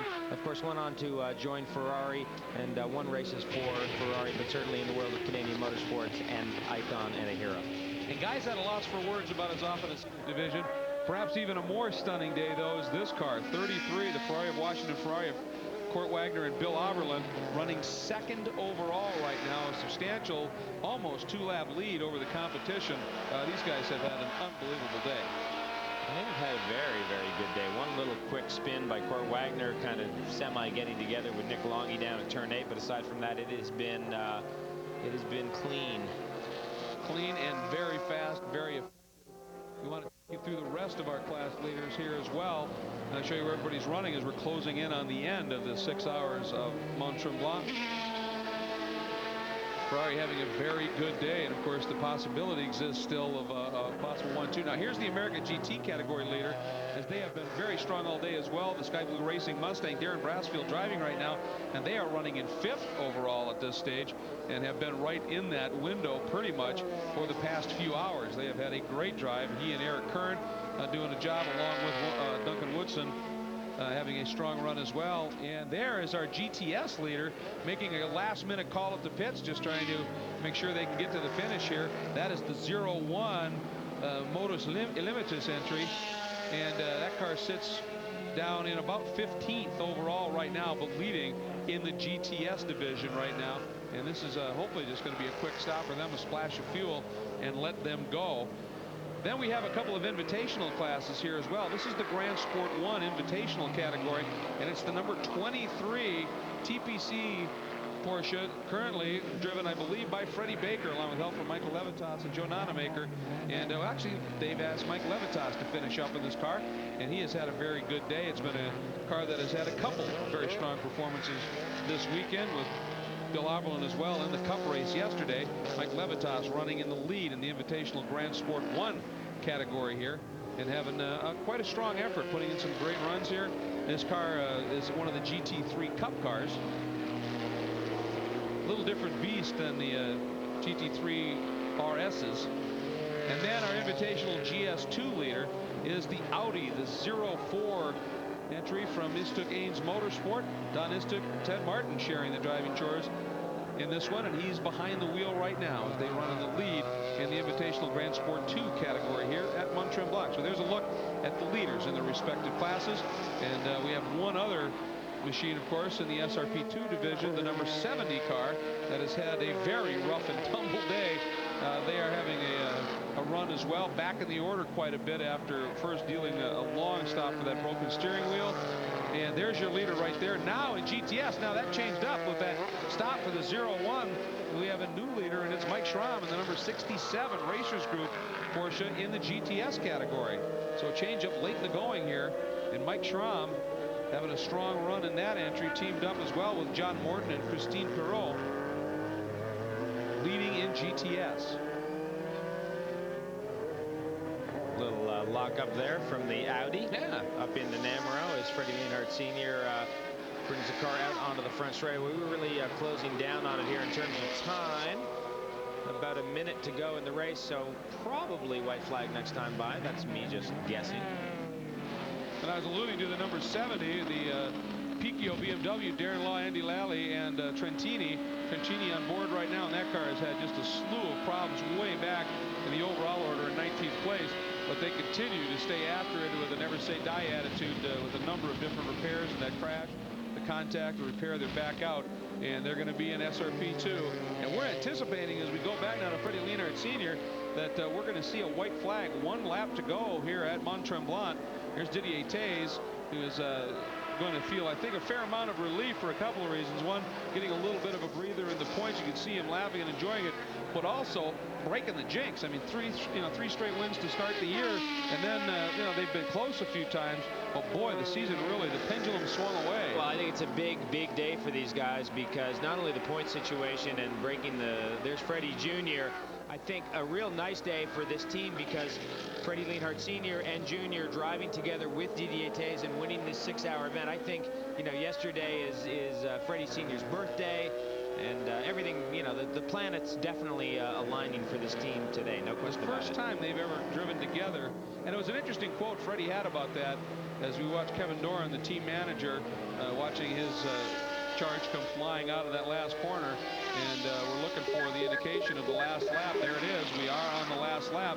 But Freddie said, I never thought this could happen. And he said that Freddie Jr., he said, is young enough to still be in the window, and I'm not old enough to be out of the window yet. And we thought we should do this. And boy, it could not have turned out better. I like how you put that. The planets aligned. Sometimes they do. There's the crew, and they're anticipating this. Just a couple more Didier's liking this moment here. Oh, but Freddie Sr. comes up on some traffic that they're having their own little squabble here. Just swings out way wide, drops the hammer, and eases by. No problem.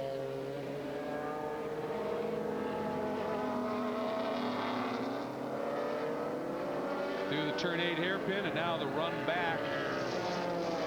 The high-speed right-hander, pretty quick into the gulch, and then that left-hander leading up underneath the bridge. Out from under the bridge and back into Namro. One last time. When you are racing on a track like this, quickly, Jeremy, as you're getting near the checker, you're elated about the win, but are you ever sad it's over because you may not be back for a year? Well, I mean, especially a racetrack like this, you just want to keep driving. It's like, hey, how much fuel do we have? How many tires do we have? Let's go. I'm happy. Anyone want to do 24 hours? Here he comes, last time through Namro, the drop down. Now he's got just the left-hand sweep onto the front straight, and Freddie Lienhardt celebrating his birthday in the best way possible with a win at the Mont Tremblant 6 hours. The return of professional racing to this great track, and boy, was it smiled on. Worried about rain early in the morning?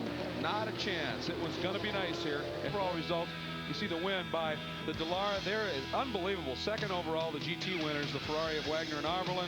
And you continue to look at this. Fifth overall, the AGT winner, Brassfield, Duncan, and Curran. And you take a look back at 8th overall for the GS1 Invitational class. I mean, there's some tremendous drives here.